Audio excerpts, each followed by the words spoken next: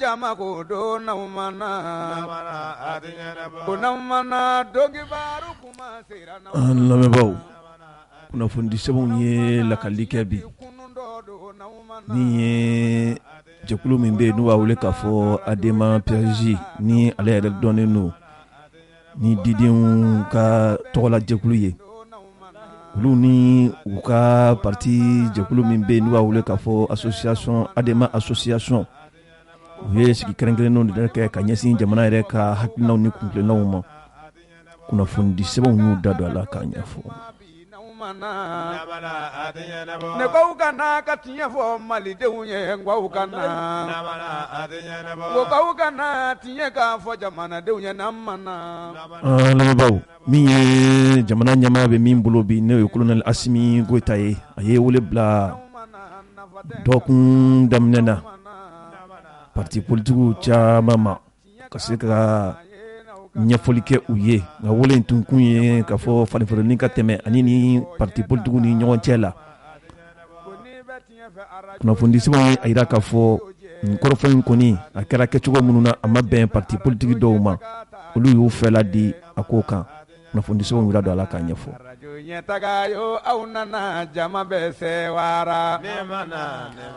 an ka kɛ ni lakanabaliya yɛrɛ nasira ye min ye an ka jamana yɛrɛ cɛmancɛ yanfan ye bi a yirala k'a fɔ ni Ala ma fara an kan kɔngɔ bɛ na datigi kɛ yen sigibaw la an bɛ waati min na i ko sisan kunnafoni sɛbɛnw y'u da don a la k'a ɲɛfɔ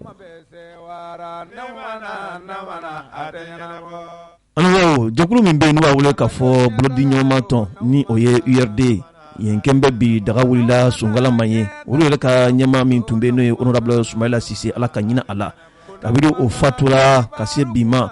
a kumaw kɔni cayalen bɛ bi jɛkulu kɛrɛnkɛrɛnnen dɔw sigira u bɛ ka wulikajɔ kɛ ka taa se URD a section ma Mali fantan a 4 bɛɛ lajɛlen na min ye congrès extraordinaire ye olu bɛ se ka sigi cogoya min na ka ɲɛmaa kɛrɛnkɛrɛnlen sigi URD yɛrɛ kunna kunnafoni di sɛbɛnw y'u da don a la k'a ɲɛfɔ ninnu de ye donkibaru fanbaw ye seereyaw fana caman bɛ yen olu bɛna da aw tulo kan bi donkibaru kɛnɛ kan insha Allah aw bisimila kuma bi naumana ne ko kana ka tiɲɛ fɔ malidenw ye ngwaw kana ko kana tiɲɛ ka fɔ jamanadenw ye namana ko aw kana tiɲɛ fɔ jamanatigi ye naumana nafa tɛ ngalon na tun naumana nin ye tiɲɛ ye dɛrɛ nafa foyi tɛ ngalon na an balimaw aw bisimila kunnafoni sɛbɛn Nouvelle Horizon a ye a yira k'a fɔ Madame Si Kayatu So ale bɛ tɔn na tɔn min n'u b'a wele k'a fɔ Adema association ka kɛɲɛ ni kununko ye u ye sigi kɛrɛnkɛrɛnlen dɔ kɛ Bamakɔ yɛrɛ faaba kɔnɔ yɔrɔ min bɛ n'u b'a wele k'a fɔ pyramide de souvenir sigi in kɛra yen sigi in tɛmɛna Adema association ani Adema parti PSJ olu ni ɲɔgɔn cɛ la kunnafoni sɛbɛn Nouvelle Horizon ye a yira k'a fɔ ni sigi in kɔni kɛra fɛn ye fɛn min ni maa bɛ se k'a fɔ a kɛra sigi yakubalen kosɛbɛ ka kɛɲɛ ni kununko ye décembre kalo tile gale san 2021 yɔrɔ min bɛ n'u b'a wele k'a fɔ pyramide de souvenir Adema maa ɲɛmaaw caman tun bɛ a kɛnɛ kɔnɔ Madame Si Kayatu So ale yɛrɛ ka jɛkulu min bɛ yen n'u b'a wele k'a fɔ Adema association olu yɛrɛ fana tun ka maa ɲɛmaaw caman bɛ ka fara ale yɛrɛ kan kunnafoni sɛbɛn Nouvelle Horizon a ye a yira k'a fɔ Madame Si Kayatu So an bɛ waati min na i ko sisan maa bɛ se k'a fɔ maa dɔw a jɔyɔrɔ ka bɔ jamana ko yɛrɛ la fo ka taa fɔ a to ten a yirala k'a fɔ ka kɛ ni Adema PSJ olu ka laɲini ye olu bilala Adema association maaw ma u kana ɲɛfɔli kɛ ɲɔgɔn ye jamana yɛrɛ bɛ ka taa taasira minnu fɛ hakilinaba minnu bɛ se ka bɔ o ɲɔgɔn ye kɔnɔna na ka se ka kɛ farankan ye jamana ka ɲɛta bɛ se ka sabati cogoya min na kunnafoni sɛbɛn ka lakali la a ye a yira k'a fɔ nin kɛnɛ in kan a tun yakubayalen don kosɛbɛ a yirala k'a fɔ ɲɔgɔn ye yɛrɛ senfɛ kɔrɔfɔw kɔni nana bɔ ka bin jamana bɛ ka taa taasira minnu fɛ ni o bɛ maa kamana gan a bɛ maa dabali kɔni ban olu kɔrɔfɔw nana da tabali yɛrɛ sanfɛ hakililaw olu fana nana bɔ ka bin Madame Sika Tuso ale ye kɔrɔfɔw ta aye ayira ka fɔ siga kɔnta la olu bɛ jɛkulu kɔnɔ jɛkulu min ni o ye association ye nka u ni Adama Président u bɛ ɲɔgɔn sɔrɔ sira caman fana fɛ hali n'a sɔrɔla k'a fɔ tuma dɔ la u ka hakilinaw bɛ fɔ ɲɔgɔn kɔ kow ta cogo la ani kow ye cogo la hali n'i ye jateminɛ kɛ Madame Sika Tuso ale ayira ka fɔ olu ka tɔn u nana yɔrɔ sɔrɔ waati dɔw la min ye M5 RFP u yɔrɔ sɔrɔ o kɔnɔ ale yɛrɛ tun bɛ jɛkuluba min kɔnɔ n'o ye Anko Mali dɔrɔn olu nana yɔrɔ sɔrɔ o kɔnɔ nka o waati a yirala k'a fɔ Adama PSG olu ma sɔn cogoya si la ka t'u yɛrɛ sɔrɔ M5 RFP kɔnɔna na o b'a yira k'a fɔ tuma dɔ la u ka yetaw olu tɛ kelen ye kow kɔnɔna na mais min ye démocratie yɛrɛ nasira ye u bɛɛ lajɛlen bɛ ɲɔgɔn sɔrɔ o kɔnɔna na démocratie bɛ se ka yakuba cogoya min na u bɛɛ lajɛlen bɛ ɲɔgɔn sɔrɔ o kɔnɔna na Madame Sika Tuso a ka kɔrɔfɔw la a ye a yira k'a fɔ ale kɔni ka hakilina la bi nin ye fɛn min ni nafaba de bɛ se ka sɔrɔ ni sigi in yɛrɛ la wa a y'a yira k'a fɔ hali bi olu kɔni ka jɛkulu min filɛ nin ye jɔ kelen de u bɛ fɛn min wele faransikan na ko sentinelle a bɛ jɔ de ka kɔlɔsiliw kɔni kɛ fɛn o fɛn bɛ yen n'a bɛ se ka nafa de lase démocratie yɛrɛ a ta ko ɲuman ma olu labɛnnen don k'o baara ninnu kɔni sabati ani jamana de ɲumanya olu labɛnnen don k'o baara ninnu bɛɛ lajɛlen sabati nka fɛn o fɛn bɛ yen n'a sɔrɔla k'a fɔ a bɛ dan sigi démocratie la a bɛ dan sigi jamana tacogo ɲuman na olu kɔni bɛ bɔ sanga ani waati k'u ka hakilinaw fɔ k'a bɔ k'a bin wa fɛɛrɛ ni dabali minnu b'u bolo a ko tacogo ɲuman na u b'o fana fɔ cogoya min na faamuyaw bɛ se ka sɔrɔ a la kunnafoni sɛbɛn ka lakalila hali bi a ye a yira k'a fɔ Madame Sika Tuso a ko an bɛ waati min na i ko sisan gɛlɛyaw kɔni caman bɛ yen wa gɛlɛya ninnu a tɛ taa cogoya si la fo Adama PSG ani jɛkulu politiki jɛkulu fɛn fɛn bɛ yen bɛɛ lajɛlen ka fara ɲɔgɔn kan a ka se ka bolo di ɲɔgɔn ma ka jamana bɔ nin gɛlɛya ninnu kɔnɔna na nka ni an y'an sigi ten o cogoya la k'a fɔ bɛɛ k'i ta kɛ i dama tuma dɔ la a bɛ se ka kɛ ka taa ka maaw yɛrɛ bolo dan kunnafoni sɛbɛn ka lakalila hali bi a ye a yira k'a fɔ min ye ni jɛkulu in yɛrɛ ye a yɛrɛ la k'a fɔ Adama PSG u ka ɲɛmaa yɛrɛ tun bɛ yen n'o ye Maramata Jara ye ale yɛrɛ tun sigilen bɛ kɛnɛ kɔnɔna na a ye a yira k'a fɔ siga kɔni t'a la ni jɛrɛ in kɔni ale bolo nin ye jɛrɛ ɲumanba ye hali n'a sɔrɔla k'a fɔ kɛnɛ in kɔni a banna ka sɔrɔ ale tun tɛ kɛnɛ kɔnɔna na nka ale kɔni ye a yira k'a fɔ nin ye kɛnɛ ye kɛnɛ min ni nafaw caman bɛ se ka sɔrɔ a kɔnɔna na wa olu labɛnnen don bi ka se ka baaraw kɔni kɛ cogoya min na Mali bɛ se ka bɔ nin gɛlɛya ninnu kɔnɔna na kunnafoni sɛbɛn ka lakalila hali bi a ye a yira k'a fɔ siga kɔni t'a la waati tɛmɛnenw na Madame Sika Tuso dɔw yɛrɛ b'a wele k'a fɔ ko dame de fer muso min ni a dogolen tɛ Mali fantan a naani kelen si la sabu a ka wulikajɔ olu fanga ka bon a bɛ jɛkulu kɔnɔ jɛkulu min n'u b'a wele k'a fɔ Adama association wa jɛkulu groupe wɛrɛ fana bɛ yen u bɛ groupe min wele k'a fɔ Anko Mali dɔrɔn nin fana ye a ka taabolo ye a yirala k'a fɔ waati tɛmɛnenw na a nana don M5 RFP de kɔnɔna na minnu tun ye a ye k'a fɔ jamana bɛ ka taa sira min fɛ ni gɛlɛyaw caman tun bɛ ka sɔrɔ a kɔnɔna na a ye wulikajɔ kɛ cogoya jumɛn na Ibrahim Boubacar Keita a ka fanga in bɛ se ka firi cogoya min wala a ka fanga in bɛ se ka ɲɔngiri cogoya min na o tun kɛra a ka wulikajɔ ye nka ale kɔni bɛ min kɔni fɔ ka da nin bɛɛ lajɛlen kan dɔ kɛra nka hali bi belebelew olu caman kɔni bɛ yen waati de sera sa an ka se ka fɛɛrɛ ni dabaliw sigi ɲɔgɔn kan ka jamana bɔ nin gɛlɛya ninnu kɔnɔna na Madame Sika Tuso hali bi a ye a yira k'a fɔ hali n'a sɔrɔla k'a fɔ kumaw bɛ ka taa bɛ ka ɲɛsin démocratie yɛrɛ a wulikajɔ kɛbaaw ma olu kɔni fɛ nin ye lagosi de ye nin ye burujali de ye ka ɲɛsin maa minnu n'olu ye kɛlɛ kɛ ka na ni démocratie yɛrɛ a ka se ka sabati jamana kɔnɔna na cogoya min na wa olu b'o o taabolo kelen kan olu bɛ yen k'a fɔ maa o maa bɛ yen k'i bɛ se ka démocratie kɔni nɔrɔ kɔ olu tɛna sɔn i ka hakilina ma cogoya si la wa n'a ye min ja i bɛ se k'a fɔ ko maliden dɔ ye maliden jugu ye nka olu kɔni fɛ bɛɛ n'i ka Mali kanu cogo ɲuman don wa maa man ka maa yɛrɛ lagosi a ka jamana kanu cogo la sabu n'i y'o kɛ tuma dɔ la i bɛna maa dɔw de ɲugu u yɛrɛ kun na Madame Sika Tuso a y'a yira k'a fɔ nin sigi in siga kɔni t'a la nin tɛna kɛ a fɔlɔ ye nka don n'a nataw la u bɛna sigi kɛrɛnkɛrɛnnen dɔ kɛ sigi min bɛ nin da don jamana yɛrɛ a gɛlɛya dɔgɔdɔgɔnin ɲɛw kɔnɔna bɛɛ lajɛlen na ka se ka pereperelatigɛw di a dɔ la o bɛna kɛ gafew ye ka taa di jamana faamaw ma u bɛ se ka hakili jagabɔ kɛ gafe minnu kan cogoya min na kunnafoni an ye a sɔrɔ sɛbɛn min kɔnɔ u k'a ma ko nouvelle horizon. ko n'aw ma na n ka arajo tɛ kuma bi n'aw ma na ne k'aw ka na ka tiɲɛ fɔ malidenw ye n k'aw ka na ko k'aw ka na. an lamɛnbaaw a bɛ waatinin bɔ bi min ye parti politigiw ye a caman bɛ yen ni magara démocratie ko kuma na olu bɛ wuli k'u jɔ kɛrɛnkɛrɛnnenya la ADEMA PSG ka taa bila CENID ka taa bila hali MK ani Sekumar Sisoko ni Koniba Sidibe ninnu bɛɛ ye maaw ye maa minnu ka wulikajɔ bɛnna kosɛbɛ démocratie nali a ma san 1991 wa ADEMA yɛrɛ o cɛkuma jondo dɔ ye kabiri nin waati laban ninnu na kumaw kɔni bɛ ka caya kuma minnu bɔra minisiri ɲɛmaa da dɔgɔtɔrɔ Sogɛli Kokala Mayiga ka yira k'a fɔ démocratie yɛrɛ sera ka nafa min lase jamana yɛrɛ ma o de ye k'a fɔ ka jɛkuluw kɔni k'olu caya jamana kɔnɔ min ye association ni parti politigiw ye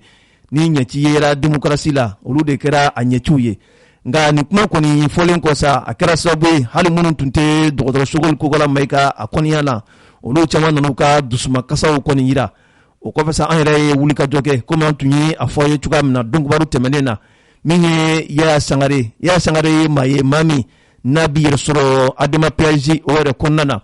u ka kolatigɛbaa min bɛ n'u b'a wele k'a fɔ secrétaire général o don an ye wulikajɔ kɛ ka taa se a ma gɛlɛya minnu bɛ jamana kɔnɔ bi olu bɛ ka damakasi min kɛ k'u ka kalata kɛ an bɛ waati min na kalata bɛ se ka kɛ cogo di olu yɛrɛ b'a dɔn yala olu ta ye fanga ɲini ko de wa wala olu ta ye kalata ko kumaw ni jamana kɔnɔdenw bɛ se ka basigi ni lafiya sɔrɔ cogoya min na dakuruya min sɔrɔla Yaya Sangare da kɔnɔ yanni waati nataw cɛ an ka tɔ da u tulo kan an k'o lamɛn. Ne tɔgɔ ko Yaya Sangare ne de ye ADEMA secrétaire général ye. Yaya Sangare min ye ADEMA jɛkulu ye ni fangatɛmɛ fanga ɲɛmaa ye ɲɔgɔn ye kumaw cayara jamana kɔnɔna na ɲɔgɔn ye a kun tun ye mun de ye tigitigi. Fɛn min bɛ yen aw yɛrɛ b'a dɔn k'a fɔ mankan caman bɛ jamana kɔnɔ bi wulikajɔ caman bɛ yen k'a fɔ an kan ka taa lasigi dɔ la n'an lasigi tɔ dara ko assise nationale de la refondation taabolo n'a labɛn cogo o de y'a to kuma cayara dɔw y'a jira k'a fɔ u tɛ taa assise la o jɛkulu kɔnɔ ADEMA b'o jɛkulu kɔnɔ mais ADEMA y'a fɔ k'a tɛ taa ko min na fo an k'o kun fɔ mɔgɔw ɲɛna parce que jɛkulu min sigilen filɛ nin k'a fɔ n'an y'a tɔgɔ da ko cadre d'échange des partis et regroupements politiques ADEMA ye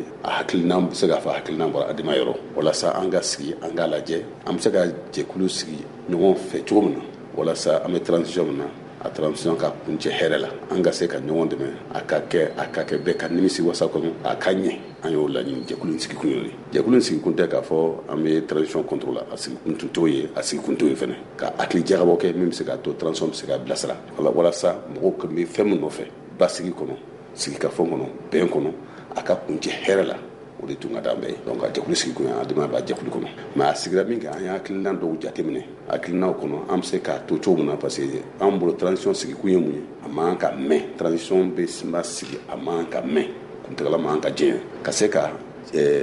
baara dɔ kalifaw la baara minnu bɛ se k'a to u bɛ se k'o baaraw kɛ u nɔ bɛ ye jamana fana bɛ sigi ka fɔ kɛ damu ye walasa an ka se ka taa ɲɛfɛ an tun kan ka sigi an k'o kumaw de fɔ mais an y'a ye k'a fɔ an ye laɲini fɛn o fɛn kɛ gouvernement mɔgɔw ma sɔn ka lamɛn kɛ an ye papier dɔw sɛbɛn papier min b'a jira k'a fɔ an hakilina ye min ye transition taabolo la an y'olu jira an ka sigi an ka kuma kan ni anw ta man ɲi ni dɔwɛrɛ bɛ olu bolo n'o ka ɲi ka tɛmɛ an ta kan an ka sigi mais mɔgɔ ma sɔn ka sigi donc an bɛ se k'a fɔ cadre in sigira parce que an ma se ka espace sɔrɔ an bɛ se ka sigi ka kuma ɲɔgɔn ye mun na o de y'a to an ye cadre sigi n'i ye cadre nin yɛrɛ tɔgɔ lajɛ a fɔra ko cadre d'échange kɔrɔ ye mun ye k'a fɔ ka hakili falen donc jɛkulu tɔn politiki tɔn jɛkulu tɛ ka sigi fɛn dɔ kan parce que bɛɛ n'a hakilina bɛ na an b'a hakilina fɔ ɲɔgɔn na an y'a hakilinataw de fɔ ɲɔgɔn na o de y'an se i ma donc o sigira min kɛ an y'a ye k'a fɔ gɛlɛya saba bɛ jamana kɔnɔ an ka autorités u y'u kan di k'a fɔ délai k'a fɔ an ye kalo 18 de fɔ an yɛrɛ de y'a fɔ an sigira ka sigi ka fɔ kɛ jamana kɔnɔ k'a bɛn a la k'a fɔ an ka transition ye kalo 18 ani CEDEAO mɔgɔw an y'o fana f'u ɲɛna an y'a fɔ communauté internationale bi o y'anw ka kan de ye anw ka ɲɛmaaw de sigira maliyɛnw de sigira k'a fɔ kalo 18 an ko donc an ka fɛn bɛɛ kɛ o kalo 18 a ka sabati filanan ye min ye u ye fɛn dɔ don a kɔnɔ k'a fɔ ko an ka organe unique de gestion des élections kɛ an ko o ye politique mɔgɔ bɛɛ ka laɲini ye o ye maliyɛn bɛɛ ka laɲini ye parce que gɛlɛya yira élection kɔnɔ mais ni an ko k'an b'o labɛn k'o fɛnw sigi k'a bɛn ni kalo 18 ye gɛlɛya bɛ don a kɔnɔ parce que o kɔrɔ k'a fɔ an tɛ se k'o sigi ka tila ka élection kɛ ka bɛn ni kalo 15 ye parce que a ɲɔgɔn kɛra 1997 la seni sigi ko fɔlɔ politique mɔgɔw y'a ɲini ka seni sigira an baara nana kun cɛ mun na a kɛra gɛlɛyaba ye jamana kɔnɔ fo élection yɛrɛ nana ka bɔ a kɔrɔ bon ni jamana ba sigilen tɛ o waati la kɛlɛba tɛ jamana kɔnɔ an bɛ terroriste ka kɛlɛ la politique kɛlɛ bɛ jamana kɔnɔ coup d'état kɛra jamana kɔnɔ ni an ko an b'o fɛnw sigi kalo 18 fara an ko n'an y'a kɛ n'an ma kɔlɔsi an bɛ bi o fɛn kelen kɔnɔ n'an dun bɛn'o fɛn kelen kɔnɔ a bɛ se ka na ni gɛlɛya wɛrɛ jamana kɔnɔ an ko an sɔnna organe unique de gestion in ma mais a tɛ se ka élection minnu kan ka kɛ ka transition kun cɛ a tɛ se ka bɛn o ma an y'o fana furu la mais mɔgɔ m'an lamɛn an ko a sabanan ye mun ye o ye ko ka assise sigi assise la refondation an ko bon jamana bɛ gɛlɛya kɔnɔ an kan ka minɛn di sɔrɔdasiw ma ka se ka kɛlɛ kɛ ka ɲɛ mɔgɔw gɛnnen bɛ ka bɔ sigiyɔrɔ la baliko gɛlɛya bɛ jamana kɔnɔ jamana bɛ ka gɛlɛya fɛn caman bɛ gɛlɛya kɔnɔ an ko bon n'an ko an bɛ assise kɛ surtout u ye musaka min fɔ a la miliyari 2 ani kɔ an ko o miliyari 2 ani kɔ o bɛ se ka fɛn wɛrɛ ɲini komi forum caman kɛra sigikafɔ caman kɛra bɛnkan dɔw b'o kɔnɔ o bɛnkan an y'a ɲini ka jamana gɛlɛyaw dɔn fura minnu kan ka k'a la an y'o furaw caman fɔ a tɔ tun ye mun ye sisan ka fura yɛrɛ de kɛ sisan parce que an y'a lajɛ bana bɛ Mali la a caman dɔnna ordonnance min kan ka sɛbɛn an ye ordonnance sɛbɛn a tɔ ye ka fura san ka k'a la an ko an ka sigi an k'a lajɛ an ye sigikafɔ minnu kɛ an ko fɛnw ta minnu kan ka baara sisan k'olu fɔ engagement kan ka ta minnu na jamanadenw ye olu ka baara kɛ an ka se k'olu kɛ an ma mɔgɔ sɔrɔ an ka sigi an k'olu fɔ donc a dema o jɛkulu kɔnɔ an ko n'o fɛn saba ma sabati an tɛ diɲɛ an tɛ taa assise la an ye baara k'o kan mais mun nana se an nana an ka 6e congrès kɛ 6e congrès fɛ an ka militaires nana ka bɔ Mali fan bɛɛ ani Mali kɔfɛ u nana ko adema aw ye parti baw ye a ye parti ba ye aw de ye aw ye sen donna démocratie kɛlɛli la aw ye jamana mara ni a fɔra k'an ka sigi kuma bɛɛ ka kuma c'est vrai aw ye min fɔ tiɲɛ don mais ni aw ko a kana kɛ mais fanga minnu bɛ fanga la sisan olu k'a ka kɛ aw k'aw sen bɔ la a ka gɛlɛ an ma an bɛ yɔrɔ bɛɛ anw ye parti denw de ye an bɛ sigida minnu na bonyaw b'an kan k'a fɔ ka na faso kuma fɔ ou bien an ka dugu kumaw fɔ k'an ka commune kumaw fɔ k'a fɔ an da t'a la a bɛ gɛlɛ an bolo a ko aw k'a lajɛ aw ye mun fɔ an y'an faamu mais a y'a lajɛ aw ka kumaɲɔgɔnya don an ni jamana ɲɛmaaw cɛ walasa an k'a dɔn an bɛ se k'an sen dɔ la cogo min na donc o mission dira nouvelle direction ne ma u ko an ka négocier avec qui de droit an fana ko an y'o faamu an b'a lajɛ an bɛ se ka kuma cogo min na donc an fana wulila o de y'a to an wulila ka ɲini cogo bɛɛ la an ni président de la république ka ɲɔgɔn ye an ni président de la république ye ɲɔgɔn ye an ko an bɛ jɛkulu dɔ kɔnɔ a jɛkulu tɛ transition contre la n ye fɛn minnu fɔ sisan jɛkulu tun bɛ ka ne laɲini an y'a ɲini an ni premier ministre ka sigi a ma sɔn an y'a ɲini an n'a ka ministre ka sigi an ka kuma kɛ a ma sɔn an ma mɔgɔ sɔrɔ an ni mɔgɔ min se ka sigi k'a fɔ kɛ fɛn minnu filɛ nin ye aw yɛrɛ ka engagement de ye k'a fɔ ko transition ye kalo 18 ye aw ko an ko organe unique u y'an politique mɔgɔw ka laɲini ye mais n'a kɛra gɛlɛya minnu b'a la kɔlɔlɔ minnu b'a la a filɛ nin ye aw ko assise an bolo nafa tɛ a la a bɛ na nafolo min bɛ don a la o nafolo bɛ se ka fɛn wɛrɛ kɛ mais komi e ko k'a fɔ i jɛna a ka kɛ sigikafɔ don an nana ka na se an ka militaires ko k'a fɔ an ka s'i ma an ka sigi an ka kuma maintenant labɛn minnu kɛra kuma caman bɛ k'a fɔ est ce que ni anw nana k'an sen don a la an bɛ se ka mun yɛlɛma a kɔnɔ est ce que n'an nana hakilina kuraw ye hakilina kuraw bɛ se ka don a kɔnɔ walasa a ka ɲɛ parce que an kɔni bolo fɛn kɛta tɛ parce que an bolo minnu kɛra an tun bɛ se k'olu ta ka sigikafɔ kɔnɔ ma se ka jamaba wele k'u ta fɛnw ma ɲɛ fɛn min bɛ ka kɛ mun bɛna kɛ ka se k'olu kɛ mais komi a ko k'an ka taa assise la an ka militaires ko an ka don a kɔnɔ an nana se e ma aw bɛ se ka ouverture jumɛn kɛ a ko adema a ye parti ba ye ni a fɔra ko sigikafɔ kɛ yɔrɔ o yɔrɔ aw man ka aw ban ka taa a kɛra cogo cogo sigikafɔ kɛra cogo cogo hali n'a cayara a bɛ cogo cogo i bɛ dɔ fara dɔ bɛ fara i ka hakili kan dɔ bɛ fara i ka jamana dɔɔnin kan dɔ bɛ fara i ka fanga mara cogo kan ko a ka kan o ka na n'aw nana mɔgɔ tɛ se k'a fɔ bi k'a adema nana a bɛ kɛ mɔgɔ ma na a ka d'an ye a kana na senɔ fɛn fɛn kɛra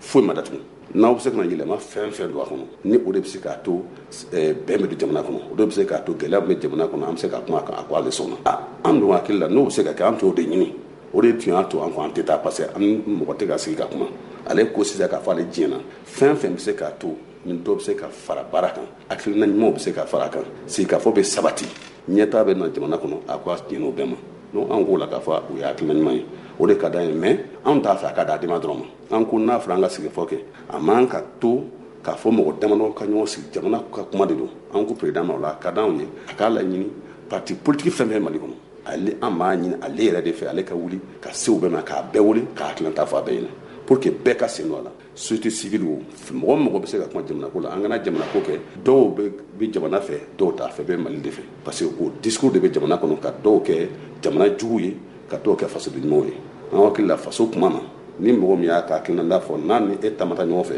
o se ka ko ye jugu ye o y'ale ka faamuyali de ye mais n'i ye ɲɛmɔgɔ ye ale ye faamuyali kɛ ko fila don i b'a la faamu k'a fɔ a bɛ min kan a bɛ fili la ou bien a ta mun filɛ i b'o ta k'a don i ta kɔnɔ n'a don i ta kɔnɔ n'a y'a yɛrɛ y'a i ta nin kɔnɔ i b'a sɔrɔ e ta nin de ka ɲi a b'a dɔn k'a fɔ i ye ta min don ale ta min don a kɔnɔ a b'a yɛrɛ ja dɔ a yɛrɛ la a bɛ jamana ko la an taara président sɔrɔ k'a fɔ a k'i gɛlɛya bɛɛ sen ka don a la a k'i gɛlɛya mɔgɔ si kana to kɔfɛ a k'a gɛlɛya ale de ye jamana ka ala de y'o kɛ a kɛra ale de ye président ye bi n'i kɛra président ye kɔrɔ k'a fɔ bɛn basigi jamana kɔnɔ bɛɛ de bolo an ko ale de ka wuli mɔgɔ wɛrɛ si tɛ se k'o kɛ ale kelen de bɛ wuli ka se bɛɛ ma pour que bɛɛ ka fara ɲɔgɔn kan ale de kan k'a da bɛɛ kɔrɔ ka se ka bɛɛ ka hakilina faamu ka bɛɛ wele bɛɛ ka sen don a kɔnɔ a y'o layidu d'an ma donc an b'o baara la bi donc an k'o la an kelen tɛ na ale bɛ kuma o fɛ an ni minnu bɛ jɛkulu kɔnɔ an fana bɛ kuma olu fana fɛ an tɛ bɔ jɛkulu kɔnɔ dɛ o jɛkulu mɔgɔ caman bɛ yen parce que olu ma danaya kɛ u ni jamana ɲɛmaaw ni ɲɔgɔn cɛ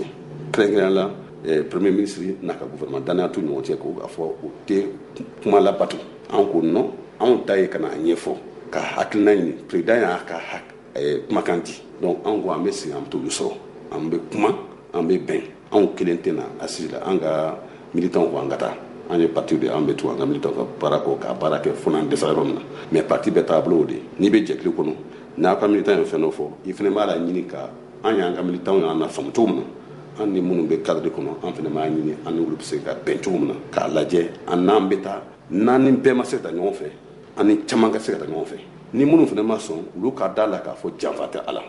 k'a fɔ an fana hakilina de ye nin mɔgɔ ni mɔgɔ dɔ bɛ se ka kɛ ma bɛn hakilina na mais janfa t'a kɔnɔ mais an t'a fɛ a k'a ye k'a fɔ adamaden ye janfa kɛ an tɛ sɔn ka janfa kɛ mais ni an ka mɔgɔ y'an bila ci min na an b'o ci k'a ma ɲɛfɔ tɔgɔ min na k'a fɔ a ka d'an ye bi gɛlɛyaw b'a kɔnɔ mais ni maliko don an k'a ɲini an ka taa sigi an ka kuma an ka hakilinata don a kɔnɔ parce que nin sigida la kuma caman bɛ na fɔ anw de ye faso mara jamana mara ka ca mais ni u taara jamana kuma dɔ fɔ anw kɔfɛ anw tɛ yen n'u ye fɛn fɛn fɔ an ma tiɲɛ don nkalon don jamana kɔnɔdenw bɛ dɔw la a ka kan an ka k'o yɔrɔ kɔnɔ o sigida la o kuma fɔrɔ la min b'an fɛ an k'o fɔ surtout bi kuma caman bɛ ka fɔ démocratie kan démocratie mana ni hɛrɛ foyi jamana kɔnɔ o kuma tɛ tiɲɛ ye o n'o bɛ fɔ o bɛ fɔ jɔnw ma o bɛ fɔ anw de ma anw ko an mɛnna n'o kuma bɛ fɔ démocratie min se jamana kɔnɔ an b'a ɲɛfɔ mɔgɔw ye o b'a sɔrɔ mɔgɔw hakili tɛ fɛn dɔw la ou bien dɔw bɛ olu b'a fɛ ka histoire yɛlɛma donc n'an ko an tɛ taa assise la u bɛ taa an kun di an kɔfɛ an k'o la an bɛ taa an bɛ taa an tilen dafa hali n'an fɛ assise nafa tun t'a la parce que min bɛ yen bi o ye an k'an sinsin fɛn dɔ kan o fɛn fɔlɔ mun ye an k'an sinsin mun kan o ye basigi bɛ se ka na jamana kɔnɔ cogo di ne bolo o ye transition ka baara fɔlɔ de ye basigi bɛ se ka na cogo di parce que sɔrɔsiw de bɛ fanga la bi donc basigi bɛ na cogo min na an kan k'o fɛɛrɛ de tigɛ filanan ye min ye an bɛ se ka élection dilan cogo di parce que an bɛ cɛmancɛ faga de la mɔgɔw bɛ fɛn fɔ mɔgɔ pressé o mɔgɔ ma pressé o an sɔnna min ma ka don démocratie kɔnɔ démocratie kɔrɔ ye k'a fɔ ni an bɛ taa kalafili de la min b'an kunna fɛn min b'an kunna bi an kan ka an gɛlɛya cogo bɛɛ la o kana mɛn ni o ma mɛn o kɔrɔ de k'a fɔ a réussira n'a mɛnna o ye sɛkili donc mɔgɔ man kan ka sɔrɔ ka mɛn olu ka baara ka kɛ ka sécurité basigi sabati jamana kɔnɔ ka élection ɲuman labɛn o élection ɲuman k'a labɛn et puis jamana kɔnɔdenw ka fara ɲɔgɔn an kana jamana kɔnɔdenw tilatara o tɛ transition ka baara ye ni politique mɔgɔ nana o bɛ mais transition ta ye min ye ka bɛɛ fara ɲɔgɔn kan bɛɛ ka kun an ka jamana kɔnɔ a ka kɛ waati kunkurunin kɔnɔ ni an dɛsɛr'o la o kɔrɔ k'a fɔ élection transition ma se ka ɲɛ bolo an bɛ baaraw la. i y'a Sangare i ko u ka baara kan ka kɛ ka lakana sabati jamana kɔnɔ komi sɔrɔsiw don ka élection ɲuman labɛn e bolo kalo 18 kɔnɔ o lakana bɛ se ka sabati komi i bɛ k'a fɔ cogoya min na. bon ne fɛ lakana tɛ se ka sabati kalo 18 o tɛ jamana si kɔnɔ n'i ye jamana caman lajɛ diɲɛ kɔnɔ bi